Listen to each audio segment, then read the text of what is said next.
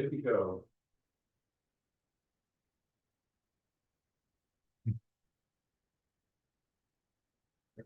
All right, so welcome everyone. I'll call to order the Central Oregon Community College Board of Directors meeting for Wednesday, November 12th.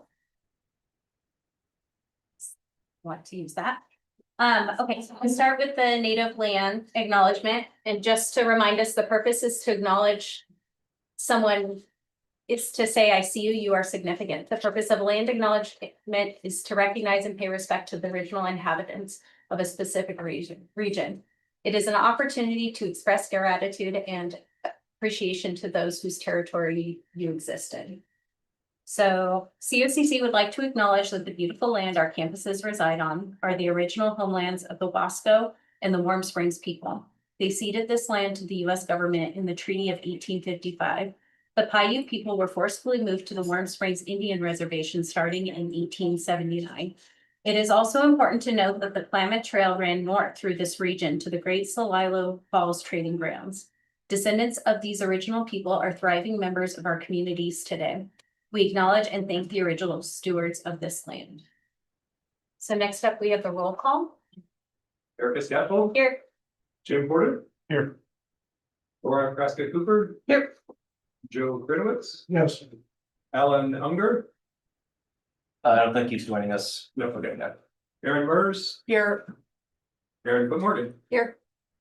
Greg Pereira. Here. Zach Boone. Here. Laura Bomi. Alicia Moore, I believe is out, correct? Correct. Anne Marie Hamlin. Is she just here somewhere? Yeah, she's she's here. Michael Lalonde. Here. Lindsay Bucaferni. And I'm gonna miss a few folks from the ASCOCC, so let me know who else I need to add. That we have Talia Stockwell. And well, that's all I have actually. And then we have Neil and Hannah as well, and KJ. And then, I'm sorry, tell me your name. Zoe, that's right. Okay, but yeah, Zoe, you're right. Okay, and Paul Taylor. Here. And Kyle Matthews. Here. All right. Great. So now we're at agenda changes. I know Erin Morgan, you would like to add in. Yep, we have passed out to you all draft advocacy and outreach plan for this year. You will review it at that section of our agenda, and it'll be included in the minutes and packet. Perfect. Thank you. Any other agenda changes? Okay. So now we'll move on to public comment. Great. Yes. Y'all's timing is perfect. Thank you, everybody, for coming. It looks like we've got a number of folks here, which I know the board appreciates. There's a lot of people that are going to be speaking tonight. We have 10 folks in all. So just a couple of comments before people start to speak. Because we have 10 people, we do have to limit the timing in which everyone speaks. So everyone's going to have a 3-minute limit or less. I'll keep track on my phone and then let you know when your time is up. And I think that's it. So anything else to add from the board? No. Okay. I do have a list that I double checked with Scott first, so we're going to try to do an order so that it all runs smoothly and such. So first we're going to have Sarah Henson to talk about that faculty forum. Thank you, Lucas. Hi again. I'm Sarah Henson. I am a faculty member in human development, but I'm speaking to you today in my role as the faculty forum president. And when I talked to you last month, I mentioned that we have some shared goals in terms of a sustainable workplace.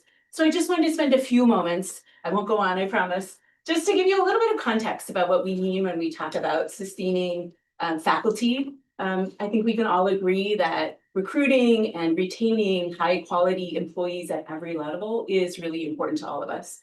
In fact, we can't do the mission of this college without having excellent employees here.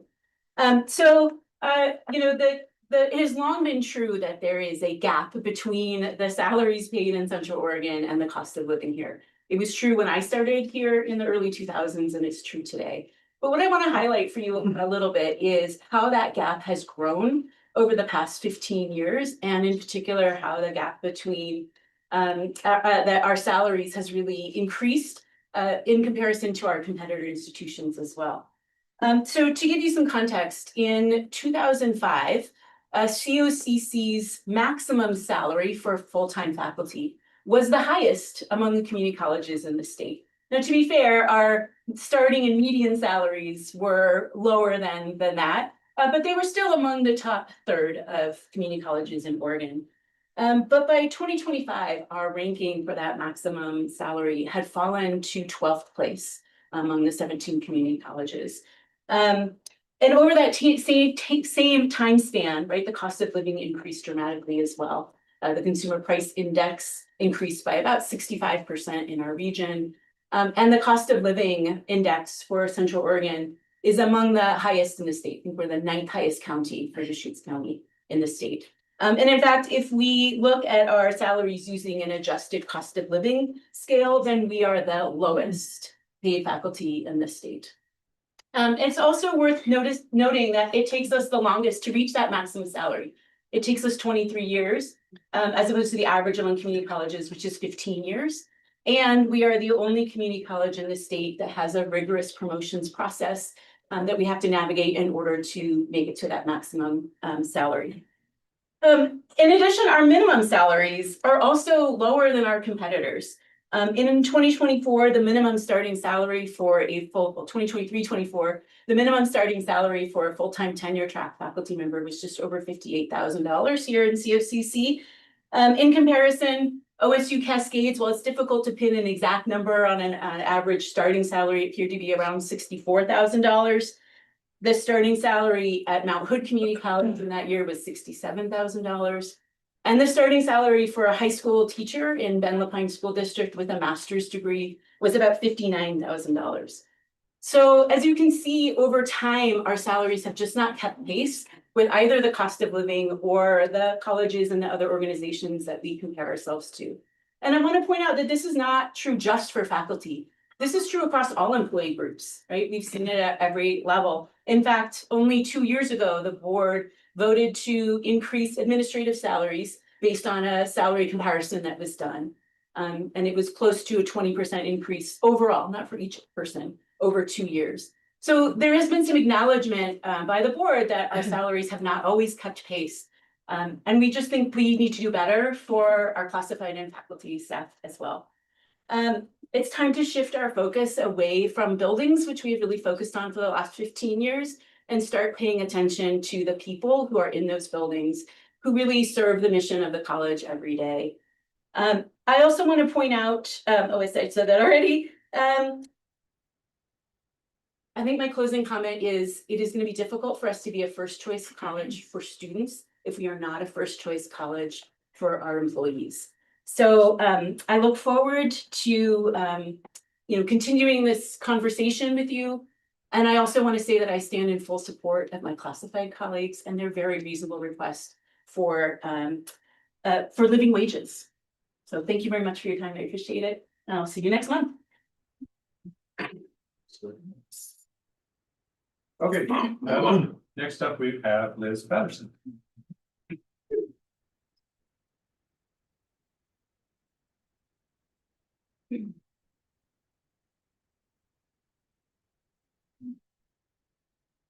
Thank you, board. My name is Liz Patterson, and I'm a classified staff member at COCC. I worked here for 5 years, providing support to students as an adult basic skills data specialist. I'm also a proud member of the Classified Association.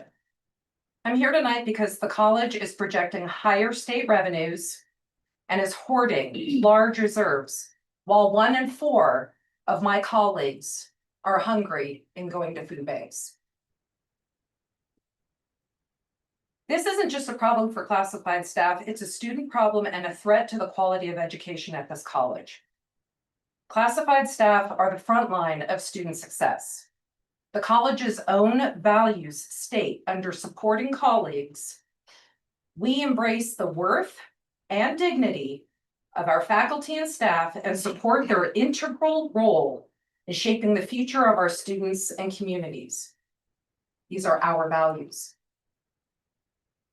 We are the administrative assistants who help students stay in class, the custodians who keep learning spaces safe and clean, the IT staff who keep online learning running, and the specialists who connect students to our services.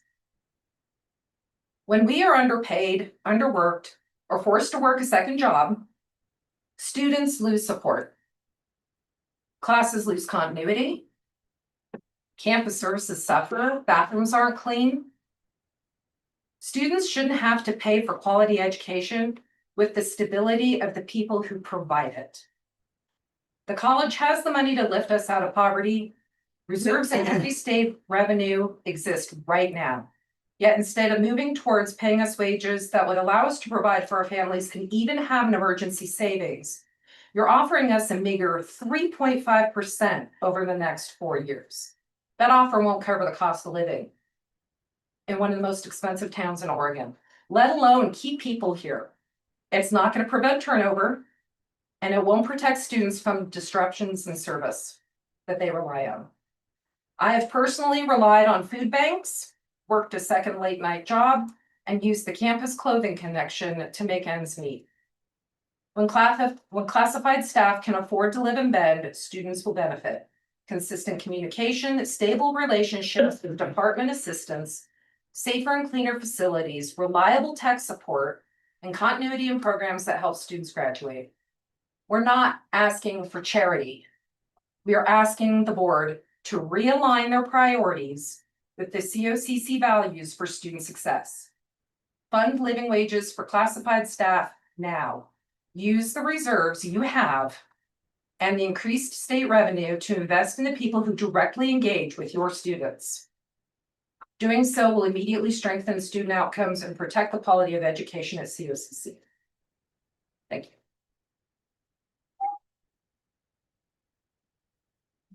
Thank you, Liz. We have Allison Dickerson.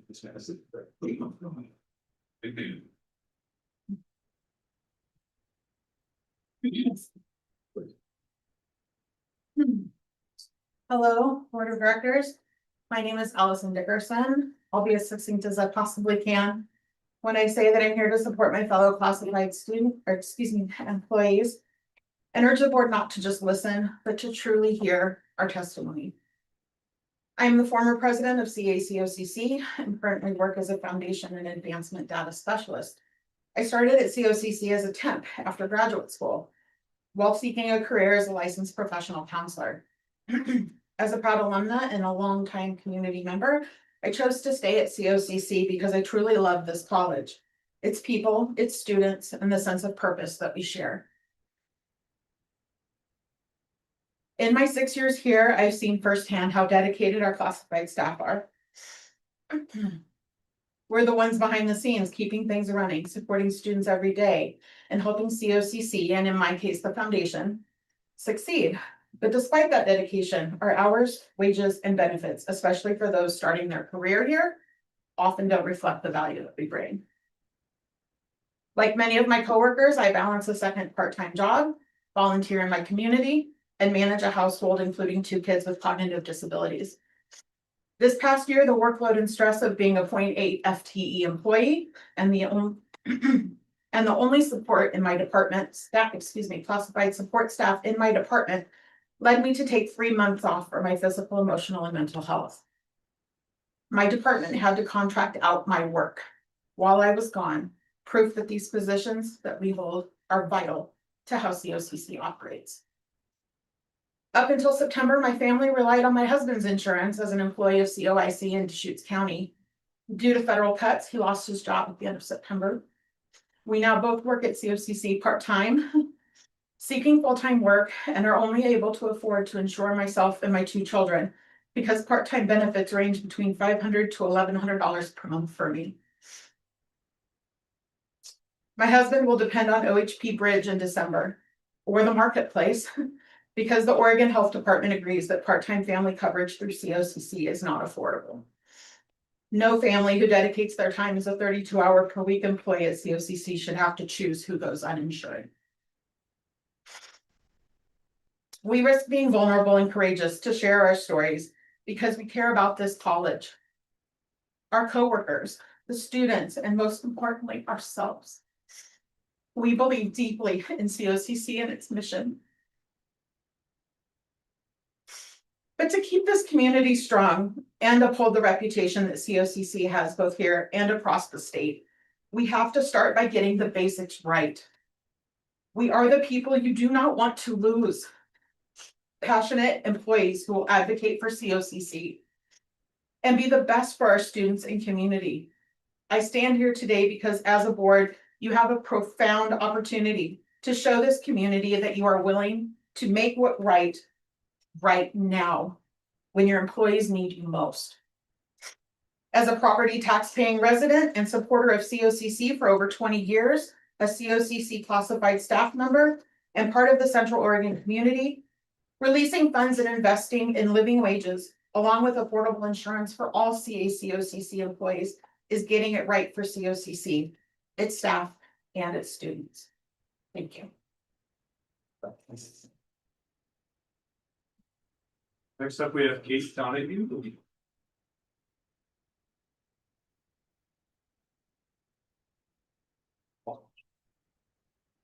It's nerve-wracking for all of us. So, thank you.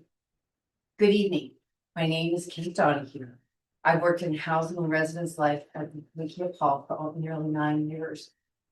I'm the front desk staff person at the res hall, the person students call or come to first. I love this college. I love the students. I'm here tonight because when classified staff are paid poverty wages, students lose.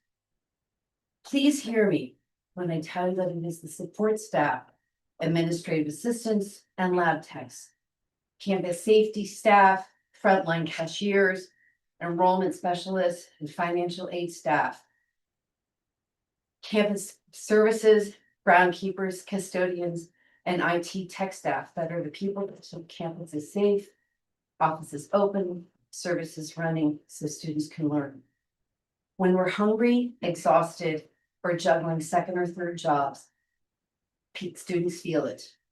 Processes get delayed, classrooms and labs need to be maintained properly, staff performance can suffer.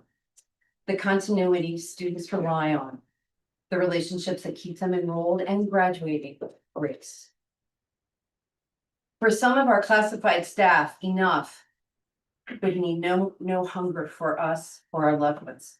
Enough would mean that we could have a roof over our heads, have running water, pay our utility bills, and not have to live in our car because we can't afford housing. It would mean having more than $100 to last a month until next paycheck. I heard that last month from someone. It would mean being able to provide for our families.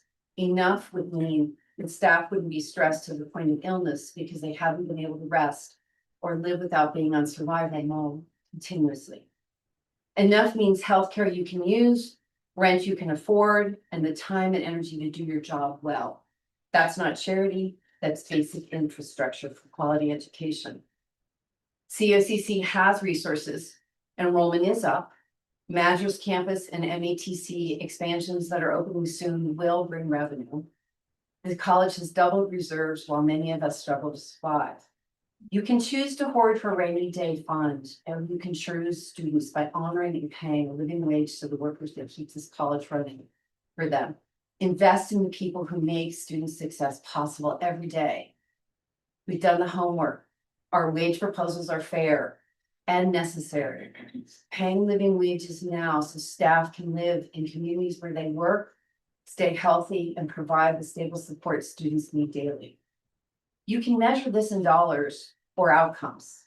I'll measure it in the students who get the assistance they need as they navigate processes, in having a safe residence hall, and in classrooms, and staff who aren't one crisis away from losing everything. That's what a quality education looks like. You will be remembered for how you make the students and people who serve them feel. Do the right thing, fund living wages now. Thank you very much. Next up, we have Scott Hirsch.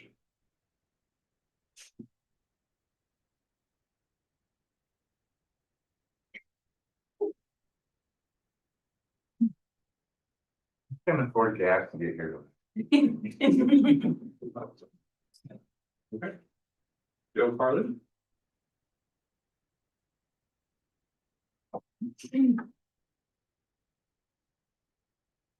Hello.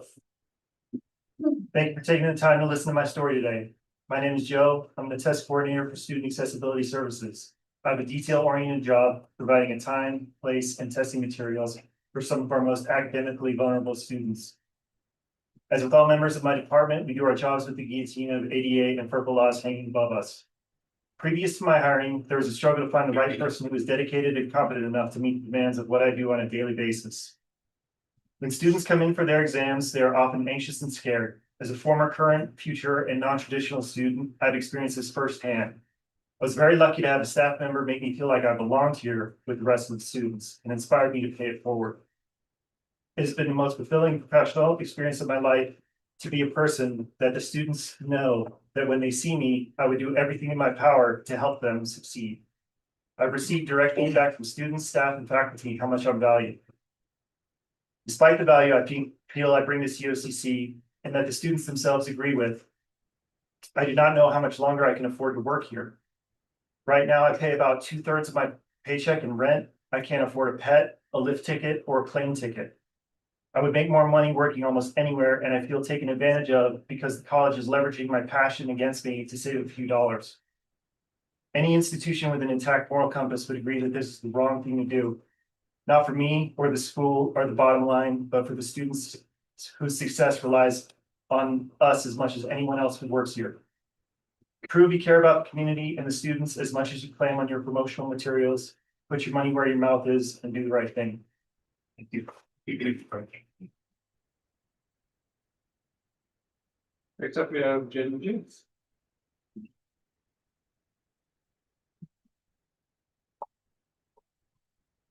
Hi there. Thank you for listening to me. My name is Jen Chance and I'm an enrollment specialist on our COCC Redmond campus. And I feel very grateful to have the opportunity to speak with you tonight, especially because exactly 4 years ago today is when my journey with COCC started. 4 years ago on this day, I interviewed for a position that I did not get. My dear and wonderful colleague, Saber Barrett, is now in that role. And even though I did not get that position, it opened the door for me to enter into the role that I'm in. I initially sought out work at COCC and continue to, even after my first attempt, because I believe in the ultimate mission of showing up and supporting students and creating community, hence the community and community college. My background is in elementary education. I taught for several years, but I knew, as they say, it would not necessarily be a lifer in that profession. And when I myself was a college student, I worked as a work study student in student affairs for the duration of my undergrad. And I found that experience to be so interesting to see some of the inner workings of higher ed and the many processes and behind the scenes and otherwise that go into play to support students, their experience, and their goals, including my own. And to this day, I still remember the administrative assistants that I worked with and how they would make comments about how finicky Banner is. And how I fully understand what they were saying. And it was also that office team that supported me traditional career journey. Even though the role that I applied for at COCC would be a different means of supporting students than what I was generally used to, when an opportunity opened at COCC, I knew it was one worth taking. And that's how and why I'm here today. My household is one that many refer to as a DINK, an acronym for dual income, no kids. However, I do count my one dog child. We have a modest, humble income and one that we do our best to make decisions that reflect that. However, despite our best planning efforts, I have had the thought, God forbid something happens to my spouse. Financially, that would put me in a very conflicting and very challenging situation, very hard position, and a position that I know reflects many of my colleagues' experiences. Even though this isn't my current experience, it is the reality of many, but it is also a matter of which we plan for. We make plans for the future, for possibilities, for what is unexpected. And speaking of what is unexpected, last spring, I had an unexpected and expedited heart surgery. the medical bills would have buried us quite a bit and definitely set us back if it weren't for my insurance. I am incredibly grateful for our insurance and how it supported those costs, not to mention my health. I did still have an out-of-pocket balance, but that was something that I was prepared for and able to take care of.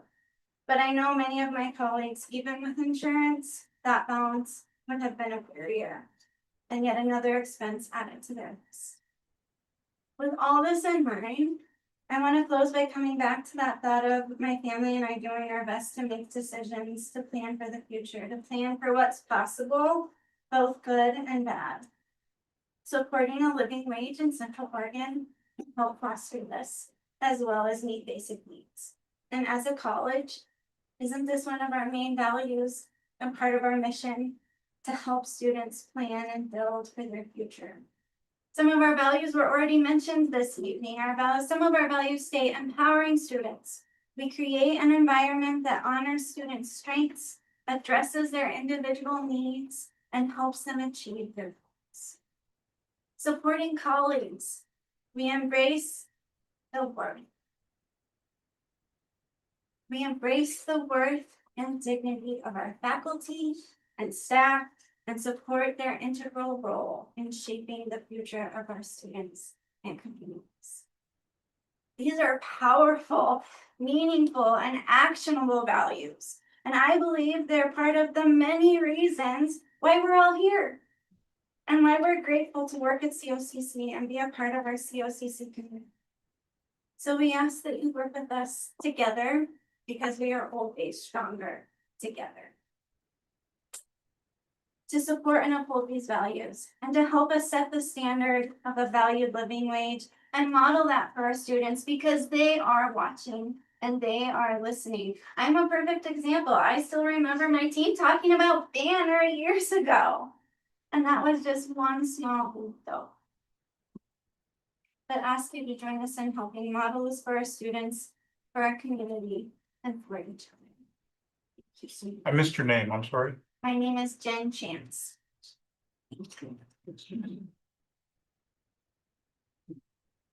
Next up, we have Courtney Nolta.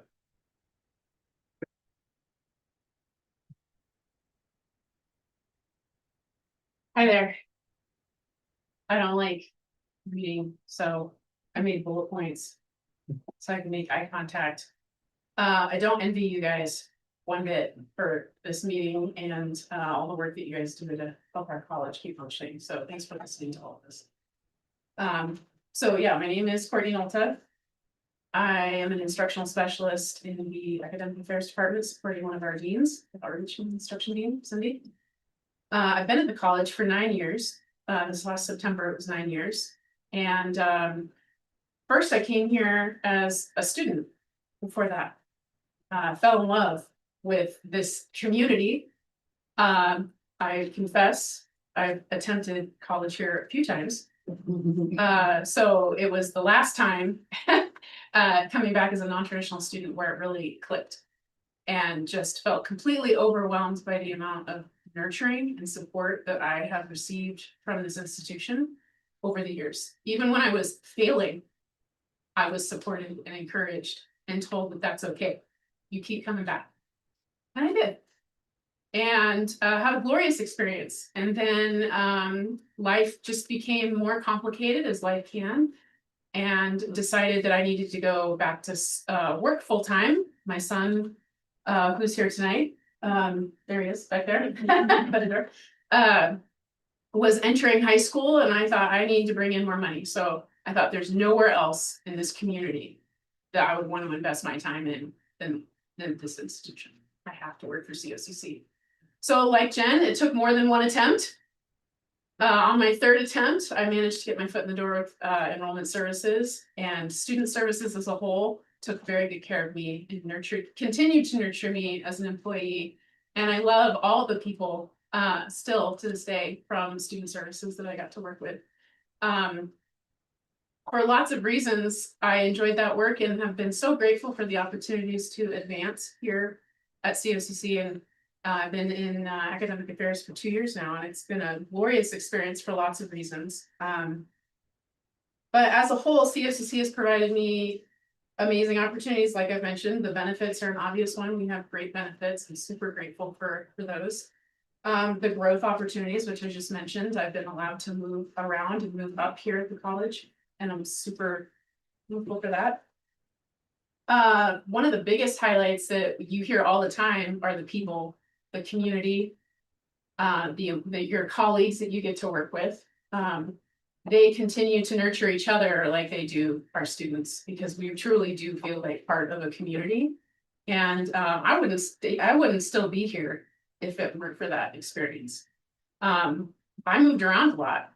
I had my foot in a lot of different doors, and have chose to stay here because of that experience that I've had for personal growth and professional growth. And the mentorship that I receive from various people in leadership here, that also is something I am beyond grateful for. And I don't know how to stay. That's what it boils down to. I don't know how to stay. When I came here as a student, I was on a housing voucher and had an awesome opportunity to join Housing Works, one of their programs to actually plan for the future and buy my first house. So I actually was able to make that happen in 2020, right as COVID kicked in. March 7th, to be exact, was the day I put my offer down.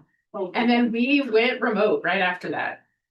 And what a journey that's been, right? And I know I don't need to explain any of that to you guys, but that was still an exciting time because I was moving up in the world. I was experiencing stability that I had never experienced in my entire life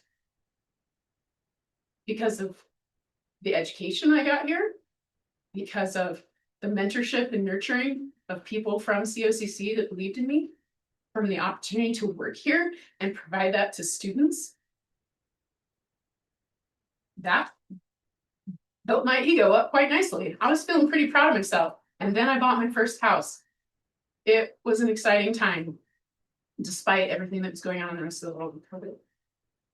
And then I experienced the greatest grief I've ever experienced in my life when my mother died.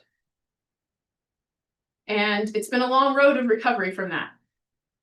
But COCC has been my foundation, my stability. It's what's allowed me to provide stability for my son. And yes, you want me to wrap it? Yeah, multiple minutes over. Yeah, okay. So I survived that time in my life, and I'm again held on to the stability that COCC provided me. And now we're in this funky time in our country, and this instability that's affecting lots of people. And COCC is not immune to that. And you're hearing impressive arguments for why we want you to reconsider what's being offered to the classified staff. But when it comes right down to it, all that's totally true and all of it's really valid, and I believe in everything that you've heard tonight. And I can't do maintenance on my car. I've been driving for 2 years with a shattered windshield. I can't afford the $250 deposit to replace it. My car is 7,500 miles overdue for its oil change. I have no idea when I'm going to be able to fix that.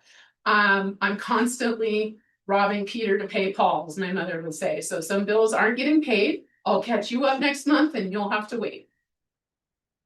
I'm now looking for that second job that so many of my colleagues felt they've had to get. So what all this boils down to is I feel this big. All of my hard work to accomplish stability in my life, and I still don't have it. And I don't know how to stay, and the only thing I have to leverage is to sell my house. And you know what's gonna happen when I sell my house? I'm gonna have to leave Central Oregon. And I'm terrified. And I want to stay. I want COCC to be my home. And I'm trying to do everything right.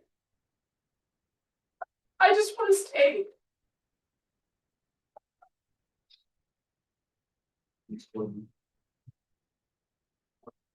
Next up, we have Linda Rodriguez.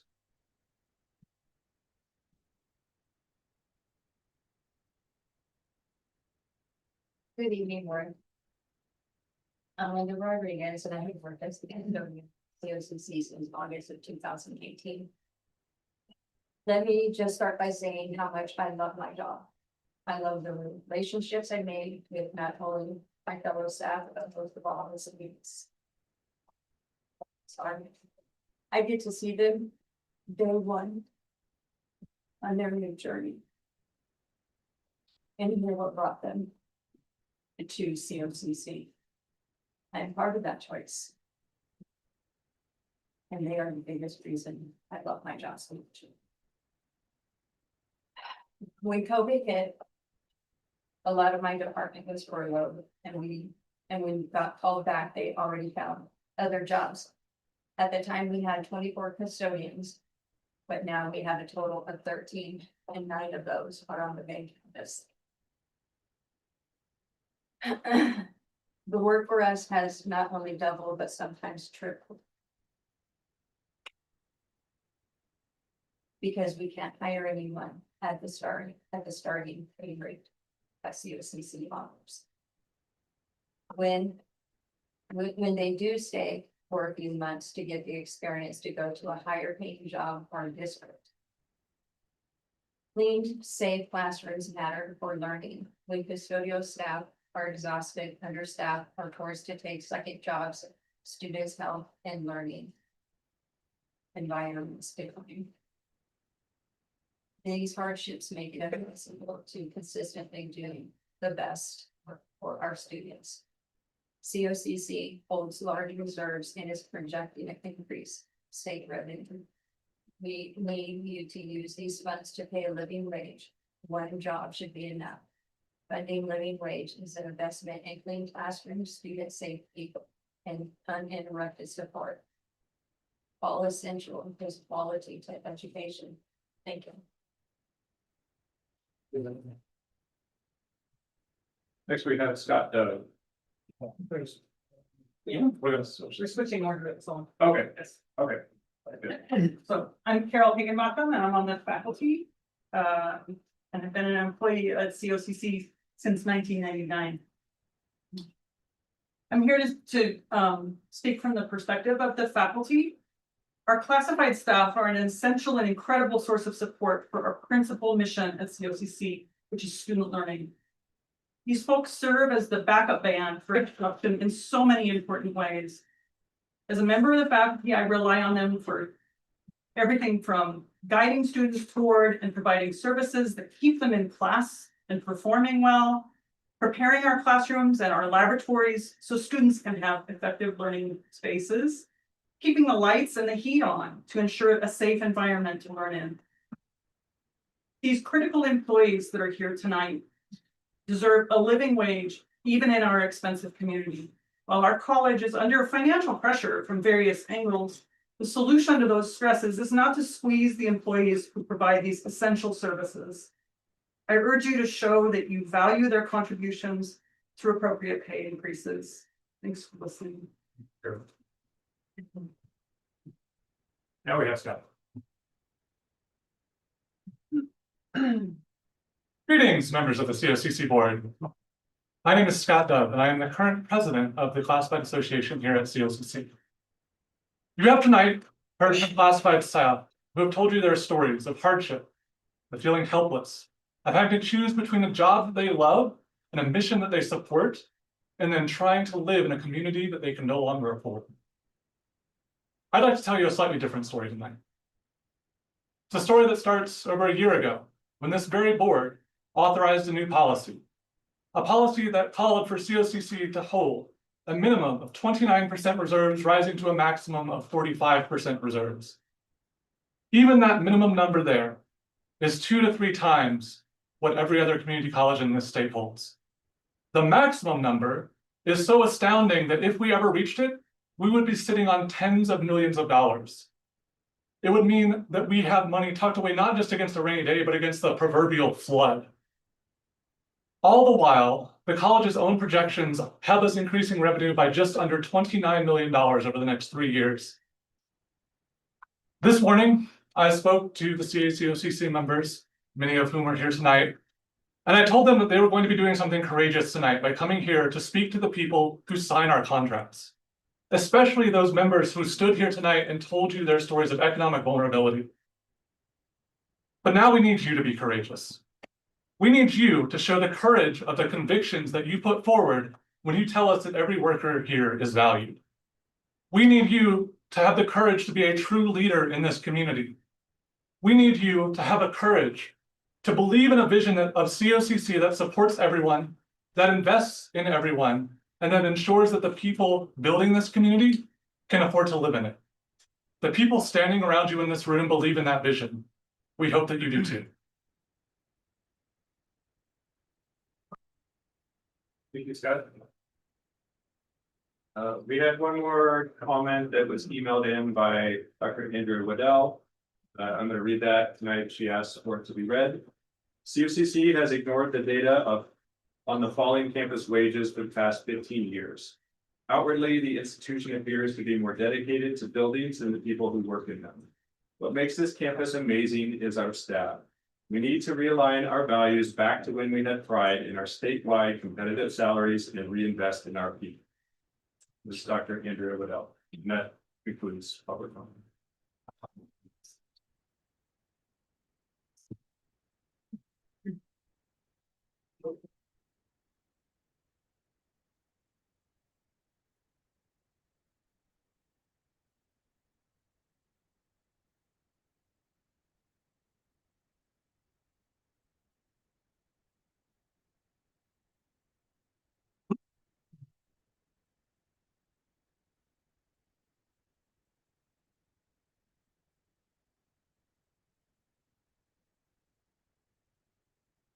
Great. So that concludes public comment.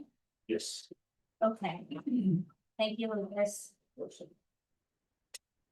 So we'll move on now to the consent agenda.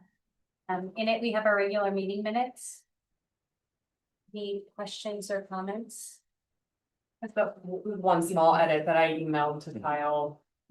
I'll just share here, in the president's report, item 3. It's stated that the college should expect a 13.1% tax cut. It should be a 13.1% reduction in state funding. Thank you, Erin. Yeah, I move to approve the consent agenda with that amendment. Second. Okay, moved and seconded. Any other questions or comments? All those in favor, please say aye or raise your hand. Aye. And none opposed by that vote. Okay. Thank you all. So we'll move on. Now we're in the information items. So we have our monthly budget status. Michael, Pretty normal. all right, Nothing to highlight there. okay. Any questions or comments on that? Okay. And on to the new hire reports.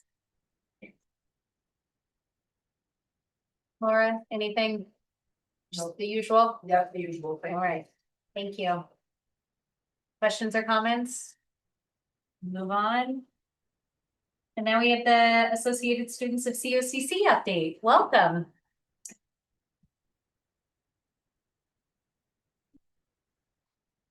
Hi, thanks for having us tonight. My name is Lindsay Gurney and I'm the Assistant Director of Student Life. And I have the privilege of advising our student government. We have incredible groups and they're also a really great start. So we're excited to share more about what's going on. This is Sally Stockwell and they are the current student vice president. We'll let everyone introduce themselves for those of us that are ready to join and tell you. So, yeah, so I'm Sally Stockwell and I'm Brady Nolta. I'm the director of campus affairs. I'm the director of financial affairs. yeah, that's the director of student affairs. I'm KJ and I am the legislative affairs coordinator. Y'all just give me a holler when I need to switch slides.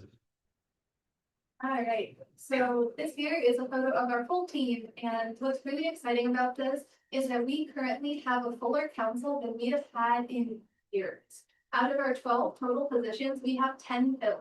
We are only missing 2 branch liaison positions, both 4-hour-a-week commitments, which are the lowest that we offer. So we have more hands on the deck and more hours than we've ever had before. So we're looking to have a really exciting year with a lot of things going on. You can get another slide. Next slide. Next slide. My bad. So we've already kicked off the fall term strong. So even before the term officially started, we were helping out with Bobcat orientation and move-in day. So for Welcome Week, our big event at the start of the year, we did help the Student Alive team with a lot of their activities they put on to welcome the new students, including all of us helping for the big welcome back bash, which was incredibly successful. And we had such a great student turnout, and it was great to be able to connect with students, hands-on, welcoming them to the college experience. And we also were able to make it to all of the Bobcat orientations, which are incredibly vital for onboarding new students. So this was a great opportunity that we were able to connect the students one-on-one and let them know that there's an organization of students there to support them. So this is a great opportunity we had. And another one is that we were there physically on move-in day, helping students move in to Wikia Hall. And again, this is a great way to physically show students that we're there to support them and help them through all of the tough things, including moving heavy boxes. So next slide. So before fall term began, we also had the great opportunity to attend a student government conference. So this allowed us to meet with the student government teams of almost all of the other Central Oregon Community College student governments. So this was a really great opportunity that allowed us to build connections with other groups who are having similar issues that we have, and we were able to brainstorm resources and solutions to these solutions and goals that unite us. And it was also a great opportunity, of course, for us to build our own team skills and connection. But it also allowed us to gain business and art skills in in things like advocacy, student organizing, event planning, and all these things that we need to better support our students. Next slide. You're doing a great job, by the way. So we've already been able to use these skills to have some really great events already.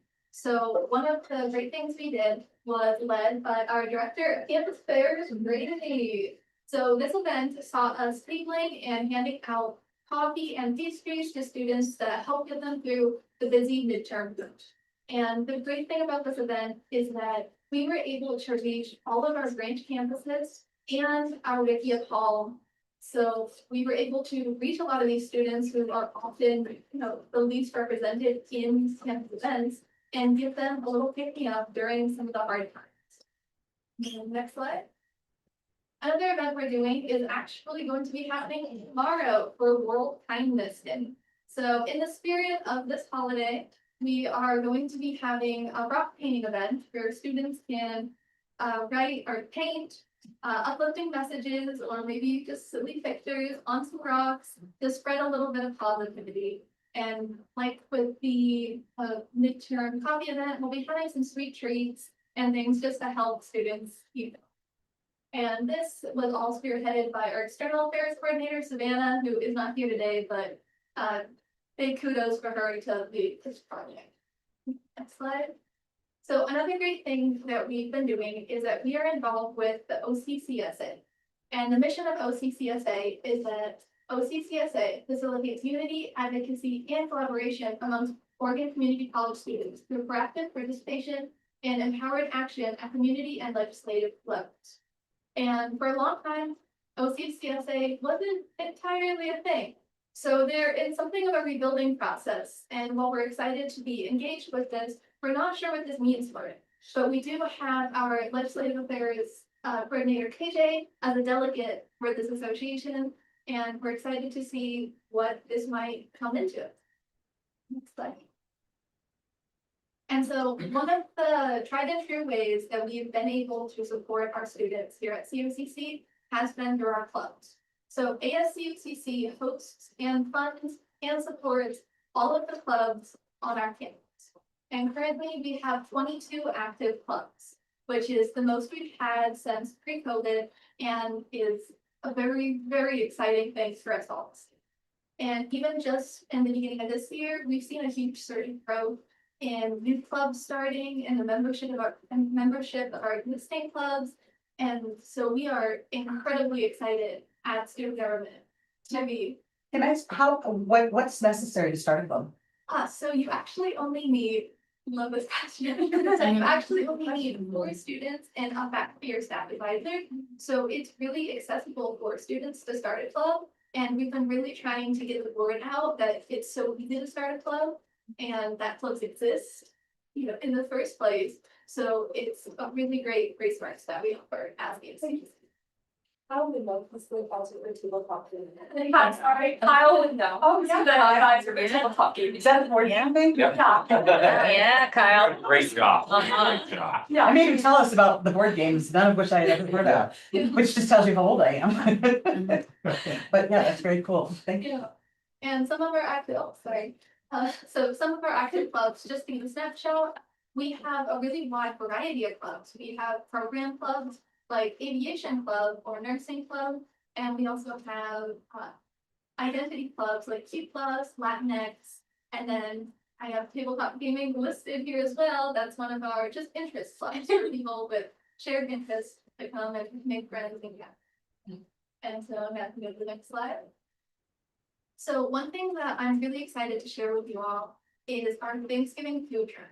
So this year, ASCUCC, along with the lovely support from our COCC staff members, are able to provide Thanksgiving meals to 164 students and their families. And this includes a turkey voucher and sides that can either be purchased with our exchange with another voucher, or will be physically giving to our branch campus locations. And we have had the opportunity to have 104 meals for Ben, 33 for Redmond, 19 for Madras, and 8 for. So it's really great to see our work and our funding being used to directly help students, especially in hard financial times. And so through this, we're able to give a little back to our students, and we're thankful of that opportunity. Next. So to conclude it, my presentation, our November goal is outreach. For a long time, we've set our priorities very early on in the year. And this year, we're doing things a bit different. We have been using this time to come together as a council and try and genuinely have outreach efforts to understand what the students want from us. Since while we are students, we can't speak on behalf of all students. So our goal, especially in November, is outreach. And we're doing this primarily through tabling every single day in November, both in around different locations within campus and at all of our branch campus locations. And we'll also be doing class wraps, which is, for anyone who doesn't know, kind of doing what I'm doing now, going into a classroom setting and giving a little spiel about what we do and how students can give their feedback to best support how we support them. And we also have a survey that we're doing, so we're getting some written feedback to help really shape our priorities so we know how to help our students. That's all I have. Thank you. Can I ask another question? Yes. So how are you guys populating tables every single day? Yeah, so we've managed to separate all the days out through our hands. We have 10 students, which means we're able to staff usually 2 people tabling at different locations every single day. That's impressive. Yeah, everyone takes like 1 hour, 1 day of the week to do them, we all rotate, so. We go to definitely go to like the quad, like we go. I think one people are coming to the students one day, and so it's really good. It's a great way to get out there and, to get the word out there that ASCUCC exists and to the whole students. So It's impressive. quick question for KJ, actually, this state group, this Community College Student Association. Are you all being briefed by anyone on state level issues with budget? Or other opportunities to get involved in advocacy around? We're looking at potentially as much as like a 13% cut here at COCC and state funding. Are you all talking about that at all and how students can show up around those issues? We're honestly not. Our main goals at the moment are because we're rebuilding CCSA right now. So we're kind of focusing on putting together like a funding model in order to send students for advocacy purposes. And with a lot of like colleges that like specifically want to find the coast, stuff like that, they have little like, funding at all for any of their endeavors that they want to do. So right now we're trying to figure out a way for students that are part of CCSA to carry out advocacy and that way. So that's been our main priority, but yeah, we don't really have like one main person that's in charge of being informed. But yeah, we all kind of do our best to stay informed within our own student governments, but. And Aaron, I can also tell you that KJ and Z9 met 3 weeks ago or so. And then our goal is to hopefully establish a recurring meeting where I can liaise a bit from like the CAC meetings, the advocacy data meetings that I'm on bi-weekly with OCCA and other college advocacy coordinators across the state. My goal would then be to share and pass along information that I learned that would be relevant to y'all, and then also provide an opportunity for me to be just a listening work to hear any issues that you all might have, so that then I could turn on and work with our key stakeholders, including the advocacy board and others, to try to advocate on college priorities, but also student priorities, and also just relay the information or tools that I have or I'm aware of, like the advocacy training opportunity that's this Friday for the OCC, and I've told you all as well, as an example of a tool where not only students but folks like us can also learn how to be better advocates for our college. Awesome. Yeah, I did pass along to OCCSA people about that advocacy thing already. Yeah, she said that she got a lot of forwards of her notifications, meeting notifications, so that's a good sign.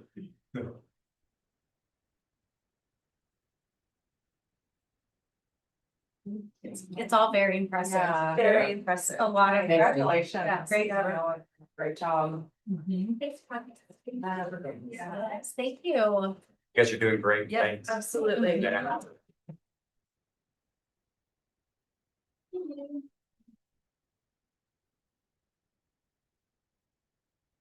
Okay, so we'll move on to the 2025-26 budget update.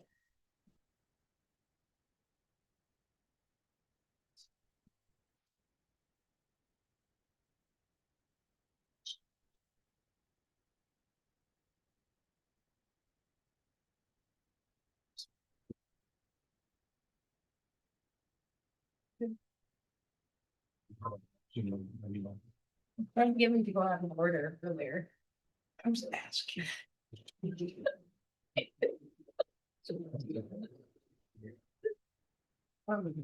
problem is sometimes when I go out of order, I'm like, what?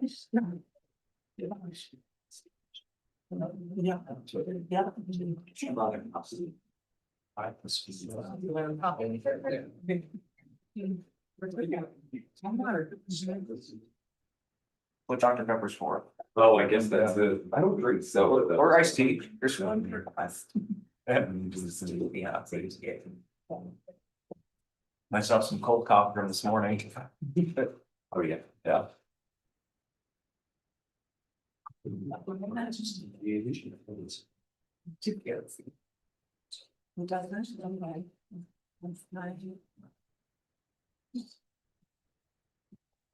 What was the game called with the little woodland creatures? Root, ROT. Is that hard to learn? It can be. It is funny, I feel like the dumbest person in the room, like when I'm with these students, they're incredible at these games, yeah. How many people do you need to play it? I think you can do it with just two, and there's probably a solo variant like most games have these days. And like most games, the more people there are, the more fun it is, so. Okay. Most of my 6-year-olds got very into Fortnite. Oh. And so now we're playing as a squad, and that is a whole different experience with the 6-year-old. Playing that, it's been actually it's a ton of fun. I'm not gonna lie. Exciting. Oh, it's fantastic. It's fantastic. Okay, it's. Good evening.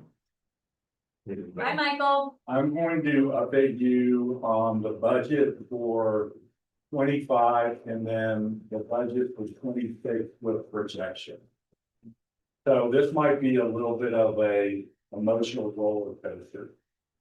Because I update this as soon as I have information. So even though I gave it to the classified, this presentation to the classified union last week, it changed since. The change is good news though. So first I'll cover the projection assumptions. So the projection is basically, I take all the knowledge that I have about the deep future and then project it on our financial statements for 6 years. So one thing that is definitely true with the projection is that I'm going to be wrong. Right? That's what a projection is all about. But I take my best guess. So already I've changed some of my assumptions. Compare 25 actual to budget because the year ended June 30th, so I thought I'd update that and show you 26 budget compared to my projections now. And then projections through 2031, and then I'll give you some key points. So this was a graph that I showed, a table I showed during the budget process.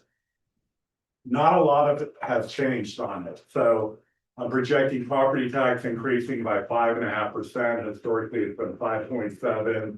Enrollment, even though there was a downward trend on average for the past 5 years, I projected an increase of 2% for 26 and then 27 going forward.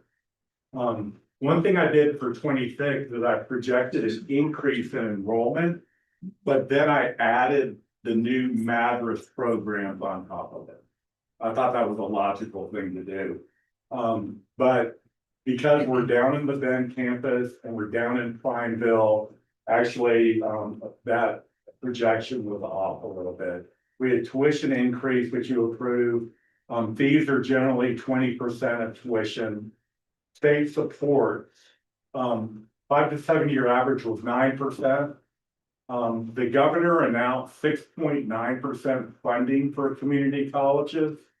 But because they took some of that money and they put it in a strategic fund, and then when they applied the formula for us, because they consider property taxes and state funding together, our increase is only 1.1. And they are also talking to us about a potential decrease in that funding by about 13.1%. We think it would be 1.5 million, but I think our best thought is 1.4 million decrease. So we have that going for us. Payroll assessment is just our averages that we always use. Materials and supplies increase of 3%. Now, this is really the important thing here. When I did the budget for 26, I looked at our 5 to 7 year average here, and I bumped it up a little bit. So instead of 94, I put 95. I kept 88 and 88. And I increased 81 to 85. So even though we had an average of 81, I bumped it up a little bit. These red numbers are the actual usage. So we actually use more of the payroll budget, more of the benefits budget, and more of the materials and supply budget. Michael, over that 5 to 7 year period. No, just for last year, that's what it came in at, 2021, sorry. So, these are the financial statements. So on the left-hand side is 25 budget. And then 25 actual numbers. So you'll notice some of the revenue projections. We actually received more state funding that was projected. We received less property tax than we expected by only, 209,000. And I say only 209,000 because it's out of 65 million. So, I mean, it's a lot of money, but in comparison, it's not for our overall budget. Tuition, we missed it by a little bit, and I explained that before, that we had more in-district students than out of district and out of state. So who paid more money. Then coming down the line, the big hit we had here is we projected 2.2 million. We actually did 5.5 million, and that is because we received a 3.6 million tax credit from the IRS, which is good enough. And then we just didn't transfer as much as we thought we would. So because we really didn't need it. So we had about 64 million in revenue compared to about 62 million in expenses. So we brought 1.5 million to the general fund visit, which increased it to 29.3%. So the utilization rate, you can see that, we're really close to spending all of our budget. And that had an impact on it. I thought we were gonna say 4 or 5 million here. We didn't, we only saved 2.8. I thought our reserve would go up to about 34%. It's only 29.3. Any questions about that side? So the 3 point, the payroll, we were received back, about 3.6 million. That would have been stripped all those figures below that. It would have been bad. Yes. So the coming budget's gonna be a little challenging. So, yeah. So let me jump into the budget or projection for 26. So, I already talked about the state aid. We projected a 6.9% increase. We only increased by 1.3. So it looks like we're gonna miss it by 660,000. Maybe it's better if I use a pointer. Is that better? Yeah. Yeah, thank you. Okay, and then property taxes, I think that's gonna be pretty close. Tuition, like I said, we're down in Bend, we're down in Prineville. So I'm about $980,000 off on that revenue projection. Other revenue and transfers in. We got our second check for 3.2 million, total of 6.8 million over 2 years. Really excited about that. And then I used the same number for utilization rates as I did last year based on the 5 to 7 year average, because I don't think we're going to spend as much as we did in 2020. So if, like, each year we project revenue and then we set a budget. And if we spent that entire budget, we would have a deficit of 16 million. Because we don't spend it all and we receive that tax credit, it looks like we're going to come in about $7 million reduction to our general fund, which is going to bring us to 14.8% reserve ratio. I would like to point out that the reserve ratio calculation is the general fund balance divided by total expenditures in the general fund. So we had a really big year in expenditures. So that ratio looks a little bit worse. If we were to take an average of a number of years, it would be higher than 14.8%. Does that make sense? Is that partly Madras? Well, the big transfer out, I had a budget of 19 million, 13,250,000 is just Madras, and then another 2.3 million is revenue. So that's the biggest part of those two. Right now, based on our current projections on fundraising and construction costs, I think we're going to be overfunded for Madras by about 2 million. Great, but I thought that we were gonna have to put another, we saw at the real estate committee, we're gonna have to put another like 6 million or 8 million in it.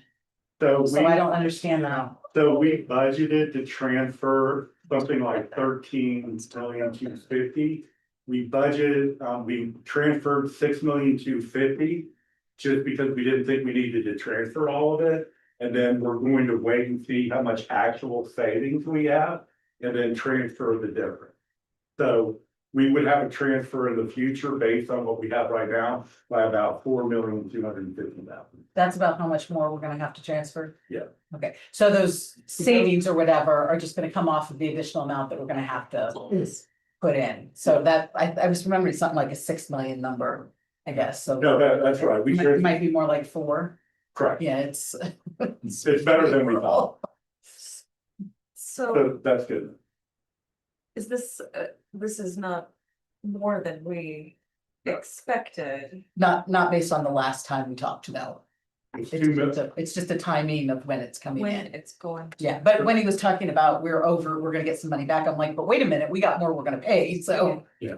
So, Yeah, we transferred to a specific fund called the Madras Center. yeah, So we just transferred half of what we expected to transfer, and then we'll transfer whatever we need to it actually. should be less than, Next year. yeah.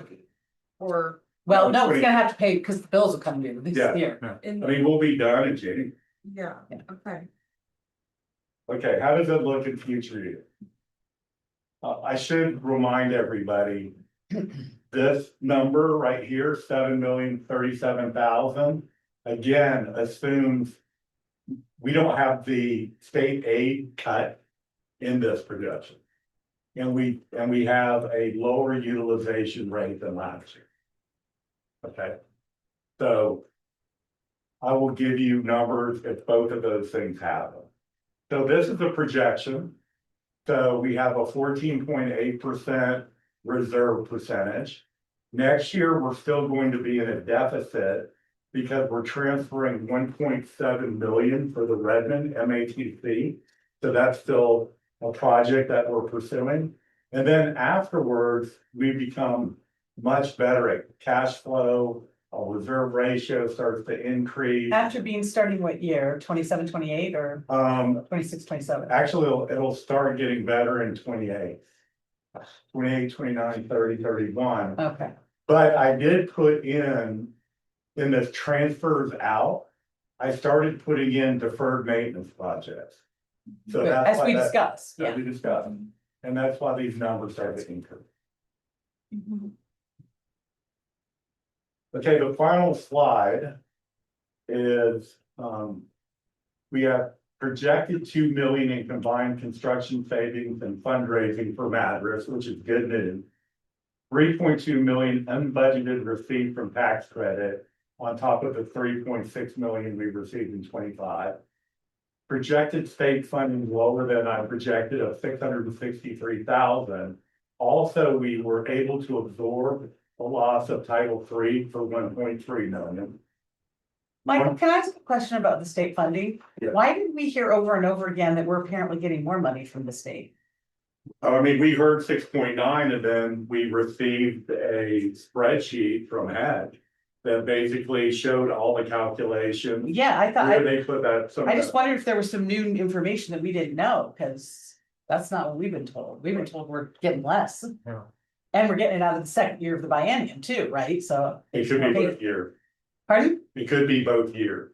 So they might want us to cut $1 million. Right, but what I'm saying is they're taking it out when we're already in. The buy-in. Yes, yeah. So that, you know, we can't unspend money we've already spent, so we gotta pull it out of what's ahead of us. Anyway, sorry. Okay, tuition, oh, go ahead. I was just gonna say, just to clarify, we did hear tonight that we were receiving more money from the state. Was that accurate even prior to this decrease that we're anticipating? No, I gave the same presentation and I told everybody that the state is asking us to cut. Yeah, I'm not sure where that's coming from. That was puzzling. Okay. I suspect that they were taking that number, but somewhere it was not clarified to them that the state formula we talk about it with our taxes. That whole formula, I saw it one time, I don't know where they came up with that. Yeah. But because we tax so heavily ourselves, it hits us, so we only get 1% of per capita share of the state. And so if I was in the positions, I talk about the 6%. So we may have gotten a 1.1% increase, okay, maybe. So far But until we hear. No, we're for going to sure that we probably, have to pay. yeah, And okay. one thing I would add about that, so I was at OPC and Ben Cannon was there from tech talking about the cuts. And my question was, I have not been able to get clarification as to when we will know for sure if these cuts will happen and when they would take effect. And his response was, we should know for sure by February, but they would take effect in the very next disbursement as early as the next month this year. So you said the point of we can't give back money we've already spent. They believe we can. So that cut would happen in this current fiscal year. It's not just projecting for the next fiscal. Right, that's the problem we've had, is Fiscal year in the past, they've taken, Yeah. they allocate for the biennium, right? And then in the second year of the biennium, they cut over the whole biennium. Right. You've already spent it, so now it's a double cut in the second. That's it. All right, tuition and fees projected lower by 982,000. That could be wrong. It could be, we might do better than that. General fund budget does include 1 million in contingency, which you can do whatever you want with it. Typically at the end of the year, if we don't use it, we transfer it to the capital project fund. This might be an exception. Redmond and Madras are fully funded under this scenario. We're not gonna be able to do the per side. We're not gonna be able to do For what? for 5 million. Oh, darn. It's just, it's getting tight.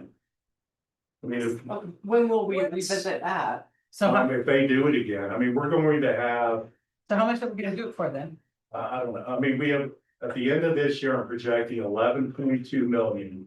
But that's before the cut from the state funding.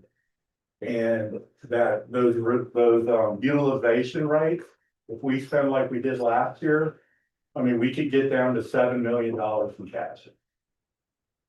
Whoa. That's a lot more. I mean, that's like a worst case scenario. Okay. What percent could that be?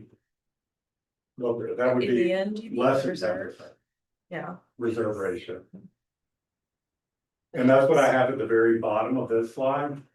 I have a worst case scenario is that we have a deficit of 10.6 million and our reserve goes to 9%. What, if we were to do the PERS side account for 5 million, what would that take the reserve to? I know you probably don't know it off the top of your head, but 3%, 4%? Yeah. Yes. Which is like less than a month.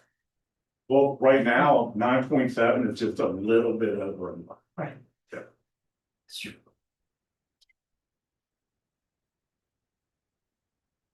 Well, I guess I shouldn't have said we're not going to be able to do the 5 million. But it I looks, think you should reconsider doing 5 million. what is the timing here of when we could know that we're not in this worst case scenario and might be able to do that? Excellent question. I told them that we would make the deposit in mid-December. And if we were to do that, we would start seeing the benefits in June of next year. Isn't the deposit due like by February? It's not, it's due in spring. Yeah. So we don't have to do it in December. We don't, And we could potentially do a lower number. we should really know. You're And there's no penalty or anything. Can you remind me what the savings, the backside savings for doing that is? It was good. Yeah, it was really good return. I think it was. I mean, we make 4.5% in our investment right now, in LGIP. And I think that was right around 8 something. I remember. I mean, it's still, and we can, y'all can wait and just make a decision later. We can update that. We can wait. Yeah, it's not, and we don't have to deposit that money until spring. Right. And yeah, I don't, it sounds like it's not prudent for us to do it now in December. Yeah, I'd like to see where we are in February, March of By the time we should know what the tax bill, right? Should. We, oh, that should have settled on Madras too, right? It should be. Yeah. Yeah. Michael, does it look, on for NZAC? Fundraising from Madras, any thoughts on that? just. It's in, excuse me, it's in Michael's model. We're continuing to fundraise through June 30. We had a $10,000 gift come in last week, a $2,000 gift come in today, so it's slowed down, but we're Still coming in. absolutely, yeah, we're going as hard as we can to the finish line, through, even with the building opening, that's okay, we communicate that to donors, they know. That we are still offsetting costs for students and for other needs with every dollar we raise. Is there any more information that you would like me to get, or was this clear and presented okay? So Yes. Okay. I think we'll just want an update in the winter, spring time. Maybe January? Yeah. Yeah, maybe January. Every couple of months, right, yeah. Yeah. Michael, I This think. is really helpful. I mean, if you can go back a couple slides, just because, and I know everybody saw it, but I think it's important, the projections, knowing again, our current board policy. We're not projected out through 2031 to hit that 29%. And I don't say that for anything that needs to happen today, but just. Something to keep in mind, we'll have to address that at some point. Definitely. Through contingency planning for the state cut. Oh, yeah. Yeah, okay. I mean, we have to. Yeah. We're gonna advocate against it, but we have to be prepared if it does happen. Is that something that will be coming to us potentially to learn about and maybe, Of course. Yeah. maybe even next month or January? Yeah. But who knows when they'll tell us? Yes, and we're building an advocacy campaign as well. We want to take to the community, the sign on letter and a petition and other things we can do. Get some. It's 1 month's operations, that's almost everywhere, I got the percentage, I didn't get the actual dollar figure. I think it's 8.6 would be 1 month. Something like that. And the calculation is, like I said, it's your ending fund balance divided by your expenditure. And you can see, even though we'll have a deficit projected in 27, the actual ratio went up. Because the transfer out went down so much. Right. That makes sense? Yeah. Question about our reserve policy. Knowing that it looks on these projections like we don't sort of naturally hit it for a long time. Are we needing to be trying to more aggressively hit that threshold sooner? Or that's not really part of the policy? We're not trying to get back there necessarily. Well, that, I think that is part of the policy. I mean, it's supposed to be a policy. two-year Out of plan sync to get back. Yeah. So that's not. So, okay. So do we need to revisit the policy? Yeah, exactly. Yeah. Exactly. Yeah. Because we can't be out of sync with our policy for our 10 years. accreditation. and- Indefinitely, yeah. I mean, thankfully you had. Right? Well, yeah. Thankfully, you had a 29% reserve at the end of That's right. 25. I mean, it worked for how it's supposed to work. Yeah.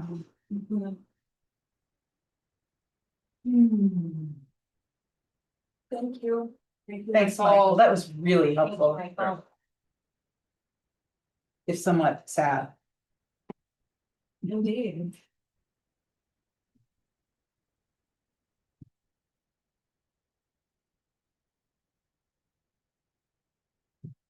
But we did get 6.8 million from IRS during the shutdown. We did. Good job, Michael. Congratulations on that. Yeah, that was great. And the fee we paid was infinitesimal compared to everybody else I know who got that. Yeah. Michael, that goes in the general fund? It does. Okay. Okay, so we'll move on to Board of Directors Operations now. And first up, we have the recommended changes to GP 4. Chairperson, vice chairperson role, and it's the first reading. So Laura, would you like to? Yes, so y'all got a copy of it, so you probably can read. I mean, you certainly can read, so you probably went through it. Basically, what we were trying to do was to encompass what the universe of the things that had happened or that we had discussed at our meetings with Mary. And I also looked at the policies from several other community colleges to get some ideas. And we're trying to provide sort of some guidance and if you will, bumpers for the chair and the vice chair as to what they're supposed to do and how they're gonna manage the board and how we're going to, you know, what qualifications we want, while also allowing for the fact that every situation that a board deals with, it can be different and we need to leave some flexibility. So you might see that in some of the provisions, like how we decide what goes on a board agenda. We've given the board chair in consultation with the vice chair, the authority to decide whether to put something on the agenda or not that an individual has requested. But to try to err on the side of putting it on an agenda and or to try to schedule something where the person can get, the board member can get information if that's, you know, if there's not really maybe time on a board agenda or there's just a lot of other things going on, but just trying to accommodate the request for information or for discussion items from the board members, but still leaving a little bit of authority in the chair in consultation with the vice chair. So that was kind of the thread of it. We spent a fair amount of time talking about the policies that we should have on choosing a new chair and vice chair each year. To some extent, as y'all know, the chair, there's an assumption but not a requirement that the vice chair will become the chair. But then we wanted to talk a little bit because we all had a lot of different thoughts as a board when we discussed, you know, what should we do as far as choosing a vice chair? And we decided we didn't want to make it super structured, but we wanted to make sure that it was that everybody who was interested in it had an opportunity to be considered. And we wanted to identify what were the criteria that we thought were probably the most important to be considering when we make that decision. So that's kind of what you got in both. The high view. And the way this is laid out, it looks like a lot of edits, but it's actually not that many. There was a lot of moving around. It's a lot of moving around, so when you're seeing a lot of the blue and the red. That's true. It's just to name that.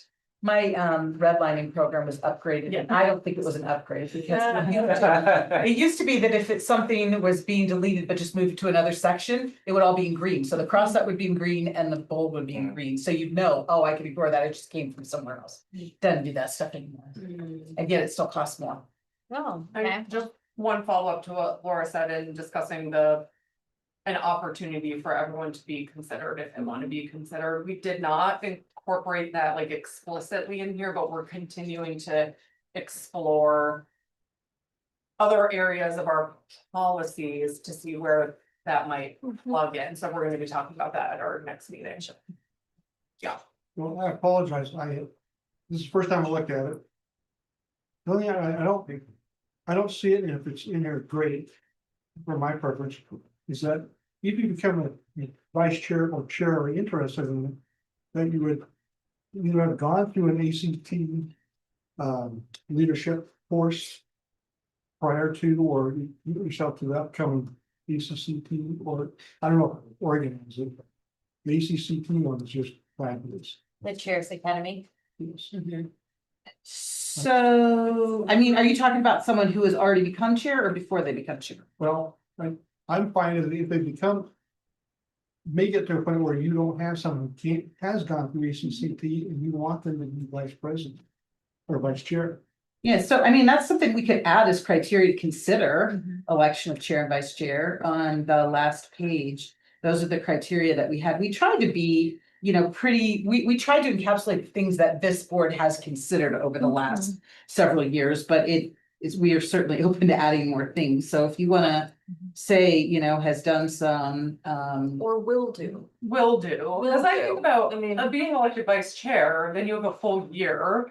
Right. It's a continued learning to prepare to be chair. And I think it's fair to do it during that year. Yeah.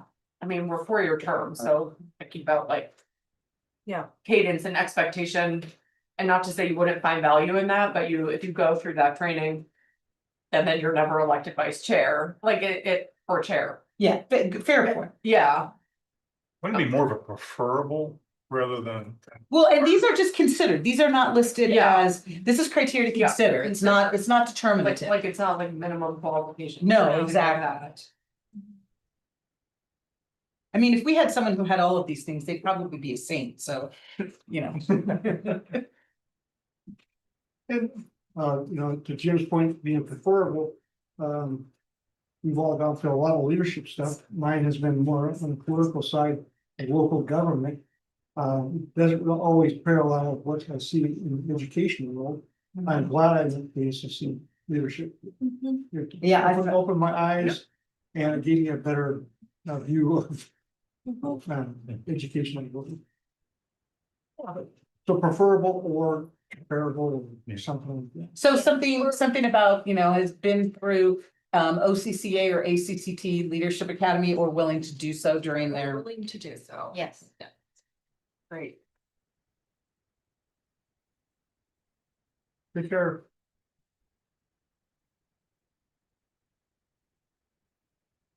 That gentleman, what newspaper is he with? The broadside. The broad. Student. It's off the hills. All of them. He's our co-editor in chief, of the Broadway. Great, thank you. Wait, what's his first name? Joe. No, that's easy. You'll remember that. I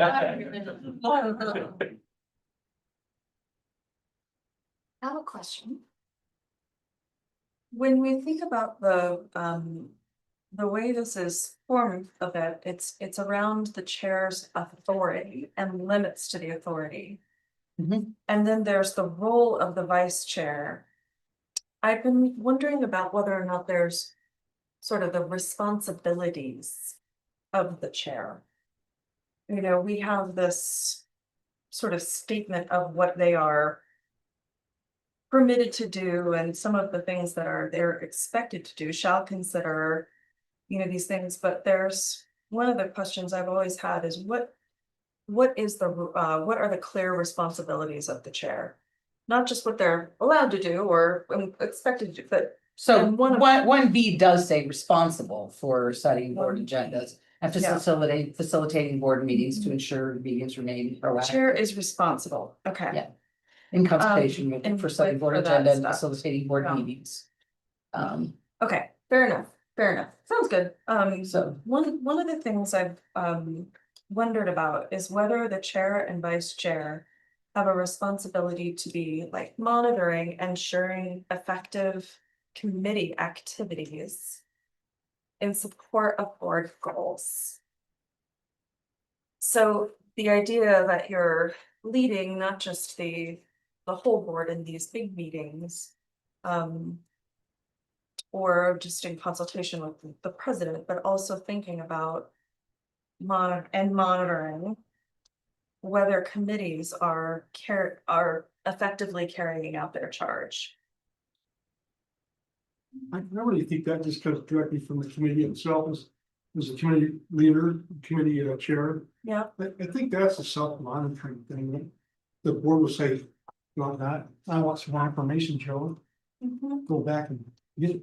Like as a full board, I think that's. rather than responsible to the chair for sort of, I am fulfilling my duties as the chair of this committee.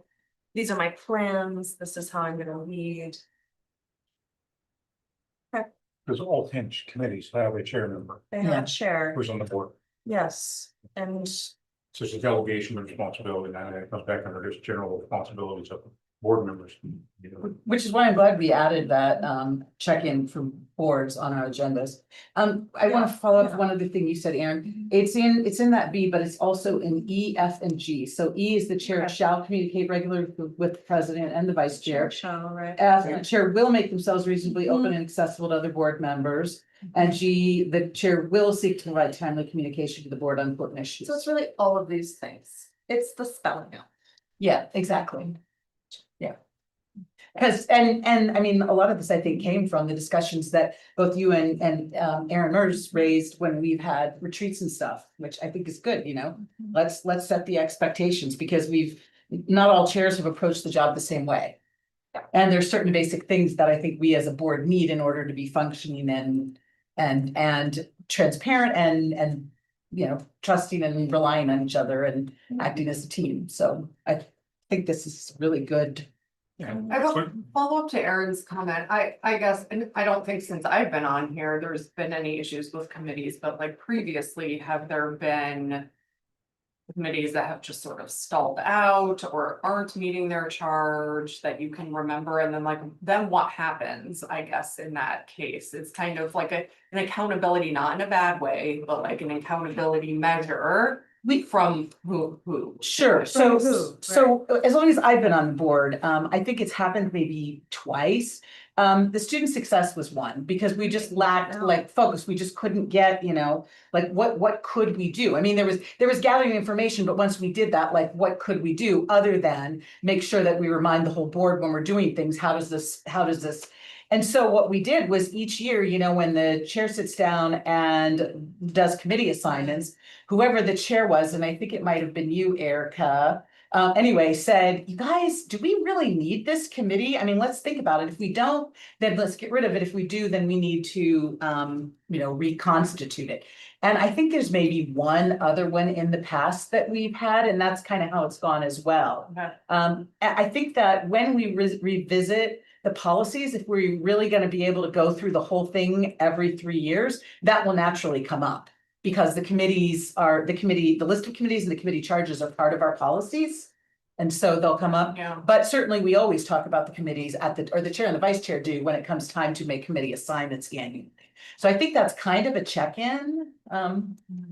Which is not to say that if you notice that we've got a committee, we've never heard from them on the board, that you don't say something, because that's a good idea. Obviously. Joe, you've been here almost like just 6 months less than me, so what anything you would add to that? No, I agree with everything you said. This is probably the most organized we've had in regards to our committee responsibilities, defining what we need to be, what's our responsibility, what's our charges. And in the past, whatever we pulled out of the whole school, we did. So this is a lot more refined, but focused, and it'll help future people as well to jump onto a committee. That's great. I think by the nature of how we do assignments into committees, and we're trying to assign people with interest and then where their strengths are, that the committees meet their charges. Yeah. There's a certain amount of accountability and people take responsibility for their membership on the committees. So I don't know that there needs to be another layer. Yeah. And we do Makes have the sense. charges, and they're updated in the policies. Yeah. Oh, Okay. Yeah, I feel good about it. It was It's a just responsibility back to the entire board. Yeah. When you are. Yeah. Leading a committee, and that makes sense. Okay. I only have one other question, and this is not a concern that I have in any way with the leadership of our chair and vice chair. Future what ifs. Under C, when we say that when the chair determines that it is reasonably necessary, they shall have the authority to make and carry out decisions on behalf of the board. Provided, however, such decisions fall within and consistent with a reasonable Yeah. interpretation of board policies on governance process and on the board president relationships. And it shall not apply to those situations in which the board is specifically authorized C. another individual to make and or carry out decisions relating to a specific issue or matter.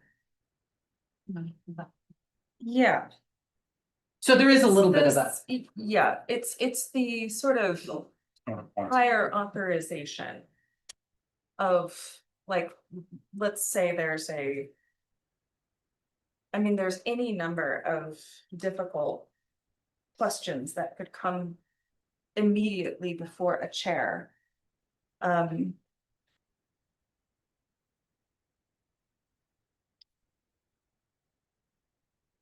And I wonder if this is.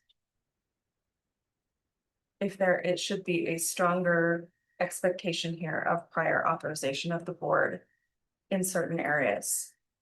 Like to make a unilateral decision, or what constitutes the moment when this what's an occurs. example Like in which this would occur?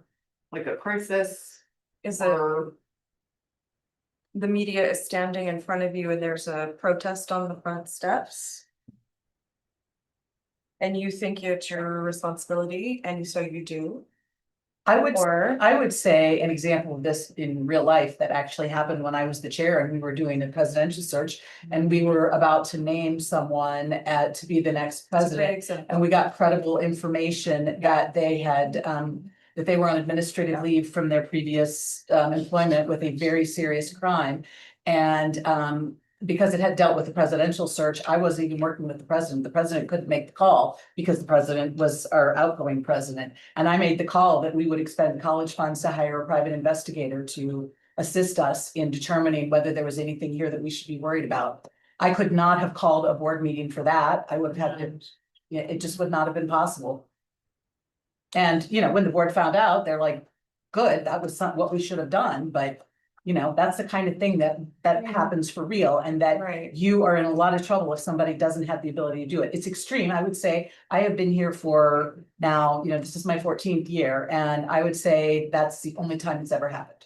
And it's pretty standard language. I'm on 3 from boards and almost all of them have that language. Is it more comfortable thinking about maybe a mandatory report back time to the board on those decisions making, something like that? I think about like something I'm very grateful to Erica for this year is she has taken the time to contact every member of the board, and we've had a couple of significant things pop up. It takes an hour and a half to do that prior to making any decisions or moving forward.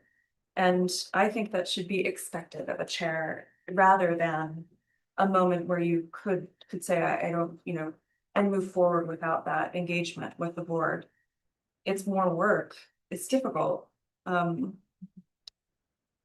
my only concern is just, especially in a case of someone who may not be as collaborative. So yeah, I just felt like it was a bit blanket, and it made me just a little uncomfortable. So how do you fix it? Well, I think there should be, what you suggested is a good suggestion, Jen, that there should be some kind of reasonable effort made or There's an something. expectation that maybe the board members will be contacted, something like that. I think it's a typical. Right. Yeah. I guess I'm under the assumption that when that happened, the scenario was going on, we looked through the emails. In regards to what Laura described, what she went through. There was no time to grab onto your chair, your vice chair, and say, what do you think? But typically people will do that in the other 3 times in 10 years. We should micromanage this thing on the nth degree still. I'm sorry, I got a kiddo emergency, so. There you go. I don't think you're gonna make the request for some language on immediately or as soon as practical. Notifying the board member, maybe seems practical, so language we use. I think that's fair. Yeah. And if we elect chairs based on the criteria we have in here, they would want to ensure that there's transparency. I'll trust the chair and they're sharing information. So I think something like that. Yeah, just some language, as soon as practical, notify the member of the board. I mean, we have there's letter G here. The chair will seek to provide timely communications to the board on important issues with the goal of avoiding surprises and providing all board members with equal access to information. And efforts will be made to communicate with the board before unilateral decisions are made. That's a little bit harsh, but before moving ahead with. Yes, in a timely manner, because I'm just thinking of instances where it is about timing. Or there might be a time where something happens and there needs to be a little bit more information before sharing it with the board. So sometimes there is a little bit of a pause before the communication, but it does need to be timely because we are a board. All of us need to know the same information. That's a lot of power invested in one person. I agree. Without a lot of accountability for communication of that person, who's going to achieve. So I think I agree. It can be a concern. I think there needs to be a little bit of discretion, but then there should be some language to ensure there is communication. I wouldn't want to tie it down to time. Soon as practical, something like that. Is reasonably expected. Because if I was in Laura's position, you know that? Yeah. And it occurred to me, I would do the typical song and dance. Get the press off of the and then contact my attorney along with my, vice chair, and say, okay, here's what we need to do. And maybe 10 minutes, it could be an hour and a half before I get all the information, so I know what's happening. Get all the board, as to the decision to, hire a private investigator in that case, so it would still be a board decision. Yeah. Would you be comfortable with two changes to letter G? The chair will, and then strike seek to, the chair will provide timely communications to the board on important issues, et cetera, and then new language at the end with equal access to information and input in decision. I was looking until you said input in the statement. Can you repeat the second one? At the end, to add an input in decision making. But though the chair should have a greater role in decision making, we've already established this. Yeah. Oh, after like access to information and input in decision making, and maybe that's a little heavy for this, I feel like we function that way, though. I can't think of a time where we haven't functioned that way. I think of a time we not function that way. Just around some decision making around like legislative issues, weighing in on legislative issues last year. Well, I'm sure if we continue to function. And is the word will, right, or shall?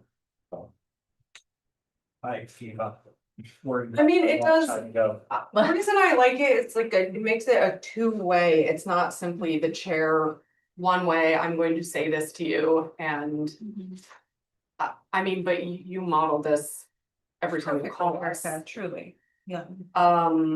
And so I agree, it is naturally happening, but is there harm in I don't think adding that? Additional. I just think if it is a set up front, it can stray with the wrong person. Yeah. That's really good. That's a lot of power in the chair. And then you're talking about G1? You said G. G, yeah, it's yes, 1G. Oh, It's on the second page. yeah, the board will seek to provide. Chair will seek to provide timely communications. So get rid of seek to. It'll just be will. Yeah, just will. And providing all board members with equal access to information and input in decision making. Accepting that the chair and vice chair shall. Is there a reciprocatory language in here about the chair members, about board members will inform the chair in a reasonable manner? That the board will inform the Board members. chair in a Yeah. reasonable manner as Well, well. Is there language in there somewhere about that? I don't think it'd be in a section. Sorry. But it is an important point to possibly have in the policy. Yeah, I think there needs to be reciprocatory language. Yeah. I know we have this, do not surprise and ambush somebody, but. Yeah, we are working on language in the policy for communication with the president. But I don't think we have anything that haven't said, yes, I like that. I think so too. Yeah, I don't think it would go in this section, so I think I don't think it would go in this section of the policy manual, but I think Eric, we could look at that as a committee. Yeah. So where it would go.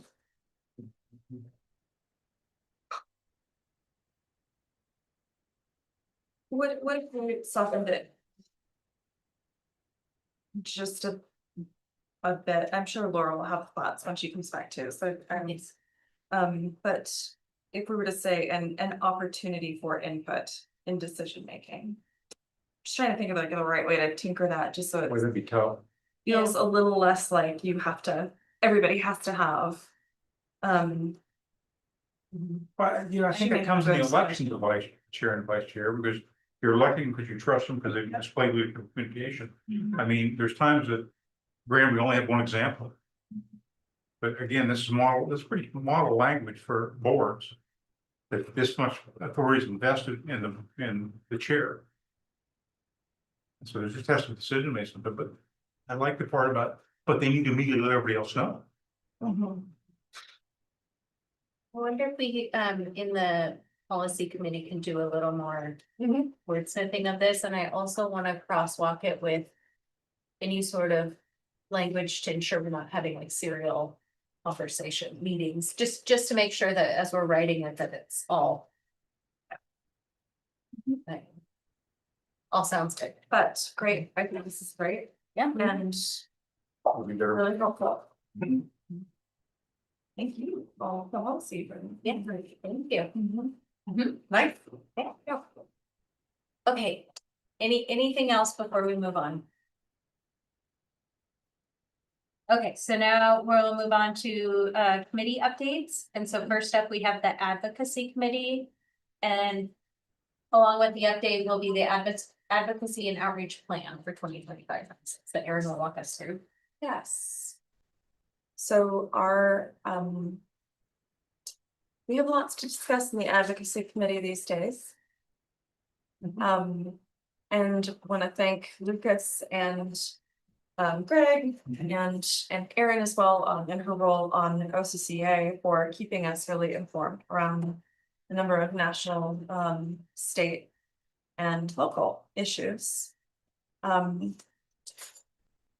group has had an opportunity to actually think through some of the ways that we can begin to really function in engaging in advocacy, and it's nice to see us move into that space. And I just want to take a, should I just elaborate on any of the things that we discussed in our last committee meeting?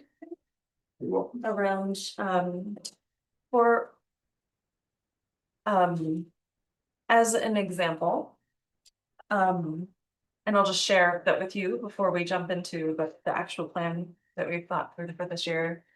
When we think about how to respond to this potential decrease of 13.1% in state funding,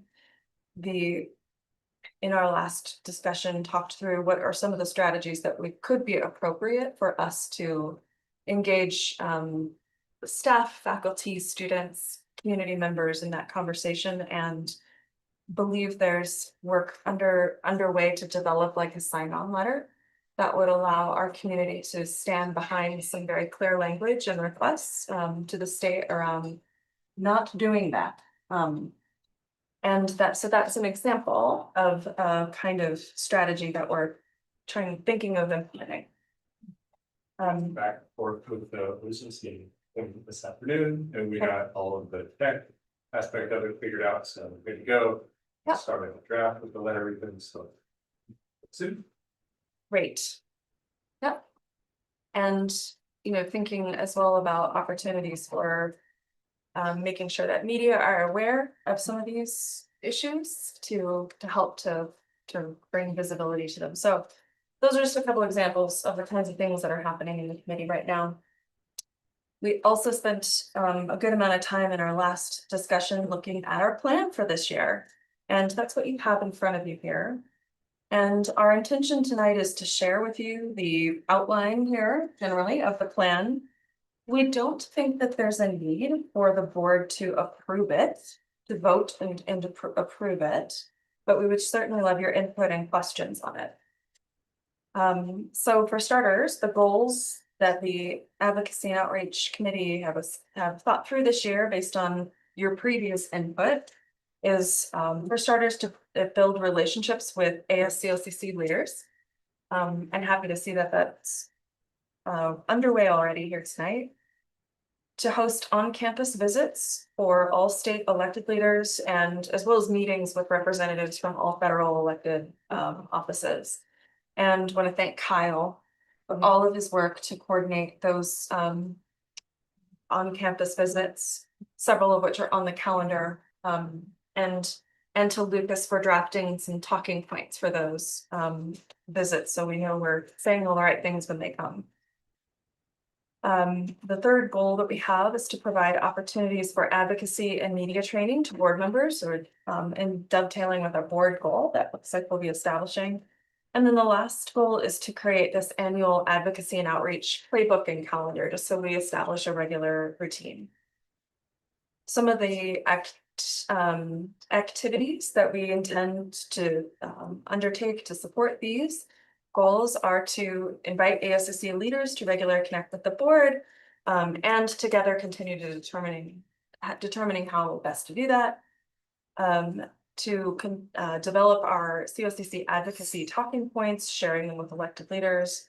And then this third one is kind of the wild card, monitoring policy issues and informing advocacy strategies with reliance on ACCT and OCCA resources. And then lastly, providing monthly updates to you all in our meetings on priority issues and advocacy opportunities and answering your questions, taking your input. And then as we begin to sort of think through that annual calendar, in the fall, we are anticipating here that we will be, and in every quarter of the year, monitoring and engaging in advocacy issues, inviting ASCCC to meetings. Our on-campus visits are something we want to keep moving forward in the fall of each year, and those meetings with federal electeds.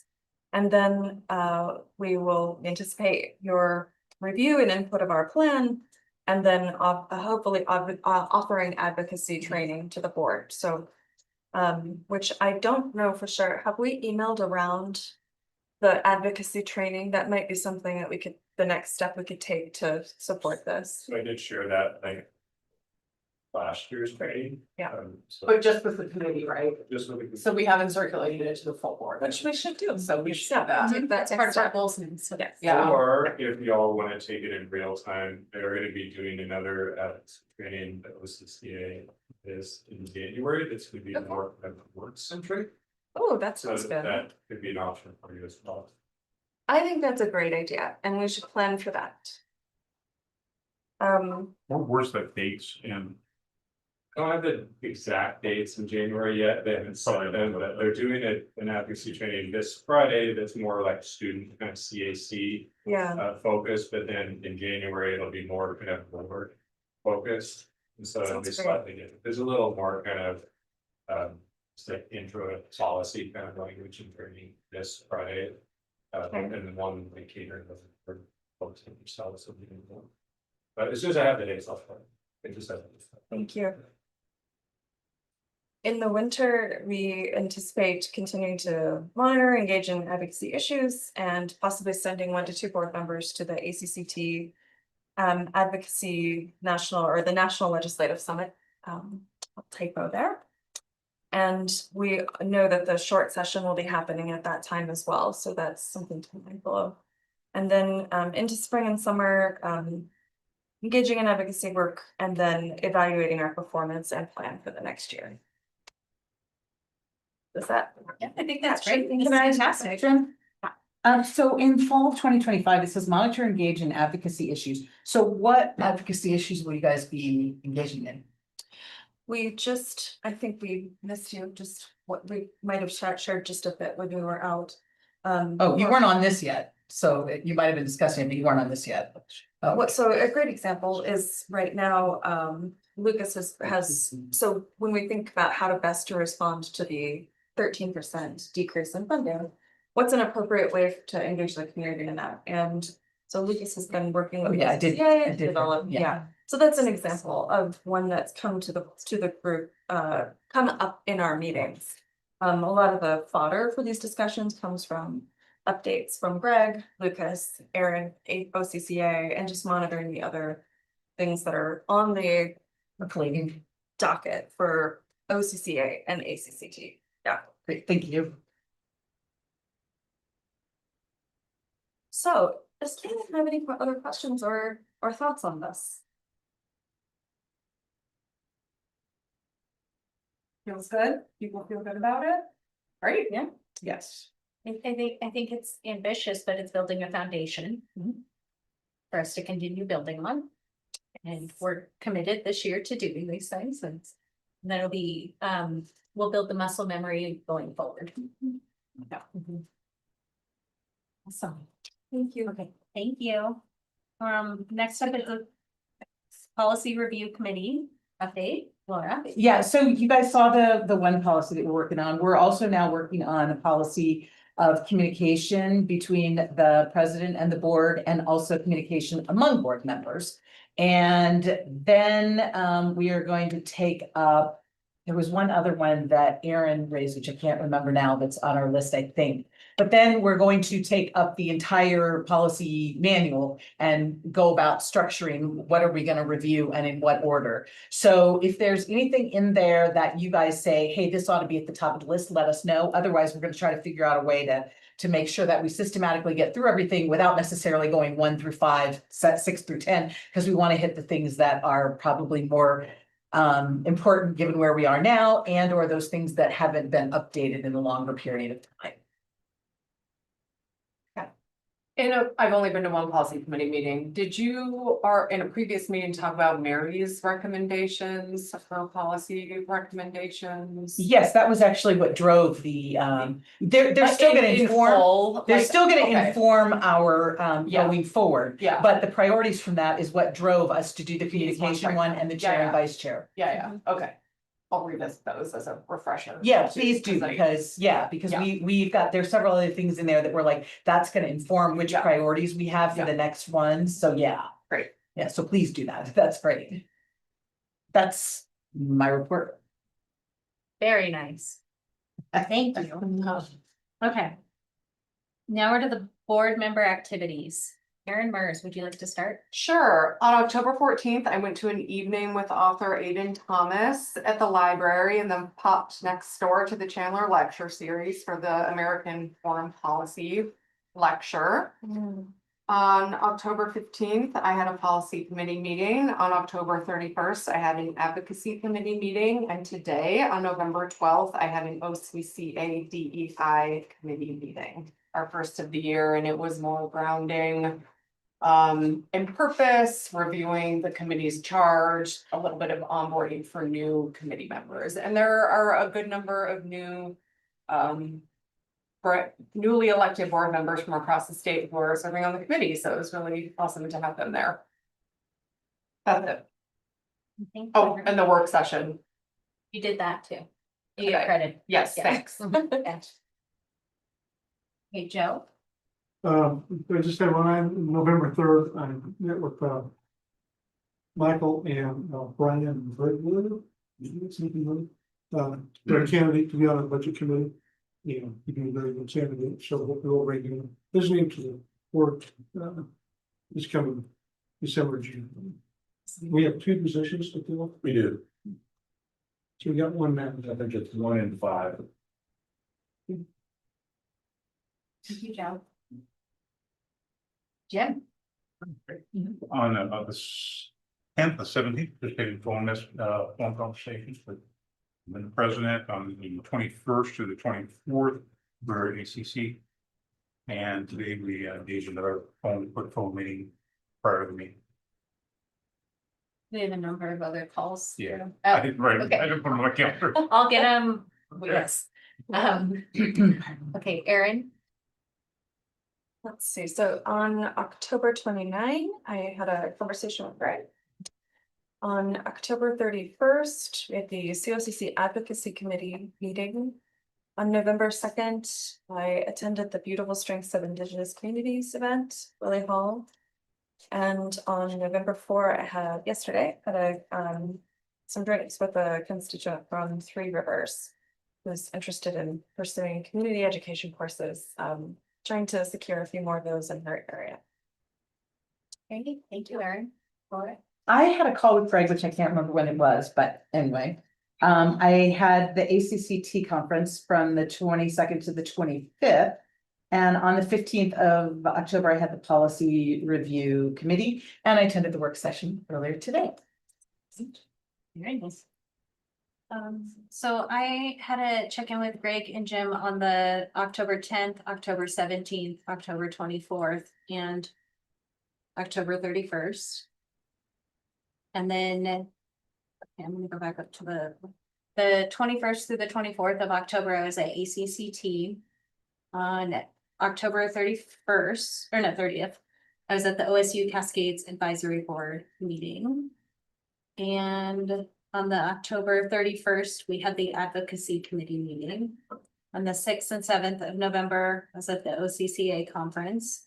I had a conversation with Greg on the 7th of November, one with Jim on the 10th. And then calls with Jim and Greg and the rest of the board members today. And then, a work session. See. And then I have it here too. Send me an email. I'll take a picture of this and send it to you. Don't text it. Okay, so next up, we're at the president's report. So President Pereira. You chair scaffold, I appreciate that. So yeah, a couple good updates and one not so good update. The expanded SLT group meets on Monday. So as we talked about as a goal of trying to get more collaboration and shared governance, we have our expanded group that will have faculty and classified staff. And our first meeting is on Monday, so we're really excited for that. Today was a day of media interviews, some known and some unknown, but I had a couple. So COCC will be in the news. One was a request we received from media about our potential budget cuts and the impact that that could have. And then we had one on labor negotiations this evening. So that will be out there. The other thing I wanted to provide is more of a comprehensive Oregon Legislative Fiscal Office / HEC update. So at OPC last week, Ben Cannon came and spoke and gave some more specifics as to what has been submitted on HEC's behalf to the state legislature. At the time, it was not yet public. My understanding was that as of Monday, 2 days ago, this was going to be public. So I think I'm within my rights to share it here. There are some surprises in that. So I would first say, and HEC has asked us to clarify, they are not recommending cuts. They were asked by the Oregon Legislative Fiscal Office to show what a 5% cut would potentially look like. So they want that to be clear. We all provided feedback, all 17 of the community colleges, with how devastating these would be. And then HEC made again, they said it's not a recommendation, but they gave their interpretation of here's what we think a 5% cut would look like for the legislature to do if it were to do it. So what was shared in that update was that the budget reduction would be 4.6 million to each community college. So originally it was 5, now down to 4.6. Michael and I looked at that. We think that's about 1.38 million. Pretty close. A little bit better than expected, but pretty close if it happens. The real concerning part came after that. There's another, sorry, Jen, that wasn't the concerning part. Good news up front. Yeah, there were a number of specific line items called out that would be considered for reduction. Most of them have nothing to do with COCC. So specific projects at different colleges, things like that. And then at the very end, one of the items listed is to start phasing out the Oregon Promise program. So Oregon Promise provides scholarships for low-income students who are high school graduates or GED recipients. Essentially what they're saying is to stop accepting and awarding new Oregon Promise grants, just to essentially finish up with the students that are there. That's a money thing, I gather. As it would be I think it's like a $30 million financial savings or something like that. Oh, you mean the scholarship? Yeah, well, I mean, I'm just cutting that program. Yeah, That's why? horrible. Well, Yeah. that's where I said it was a surprise, significant surprise. So whose idea is that? This is what HEC submitted to the state legislature. This is not what a college came forward. Why does HEC suggest it? Well, I guess you probably don't know. I can't answer I that can't ask you to question. defend We their- were just as surprised. I think everybody was quite surprised. I think there's different ways to look at that. I mean, maybe the legislature will be less inclined to have a cut if that's included. Yeah, strategic. But nobody said that. I don't know. But we did our research, and in 24-25, COCC had 669 unduplicated Oregon Promise Program recipients. So close to 700 students, which is very significant. So if those cuts were to happen, we have the budget side, but also potentially losing hundreds of students in enrollment as well. So. Right, I mean, that's like allowed, I can't tell you how many kids I know. Yes. How many students have gone and would not have been able to go were it not for that, and that was the whole idea of it. it's been successful. Has there been any, do you know, effort to like look at the results of it? Like how many people have actually completed degrees under that program? I'm sure everything could be found. Okay, I didn't mean for COCC. I'm talking state at the statewide level. Have the state's done any retrospective on that, you know? It's a really good question. Because like I said, you know, I'd want to know like what it's done before we're gonna cut it. And this seems like an advocacy issue and I feel pretty passionate about it. Yeah. it came as a significant surprise. And again, each college was asked to show at their college what 5% would look like. There was no communication of this would be coming. And again, it could be strategic. I don't know. There was zero context provided around it other than everybody went, oh.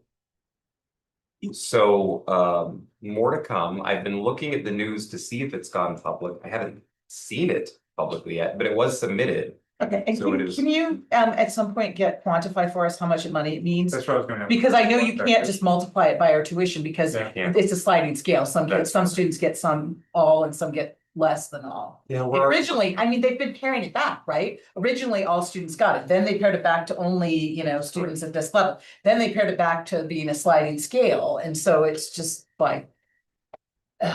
Correct. And I've not heard any follow-ups about, you know, before we cut it, why don't we know if it's the efficacy? Anyway, sorry. With you, we're working on trying to get specific numbers for COCC. The other piece is that it's going to be very hard for us to project budgetarily what that impact will be. Yeah. Because for some students, not getting it means they will absolutely not go to college.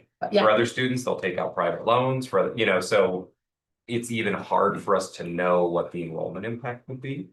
And again, I want to stress, these are not guaranteed cuts. These are, Heck was asked to provide that information to the legislature and that's what they provided. So. Thank you.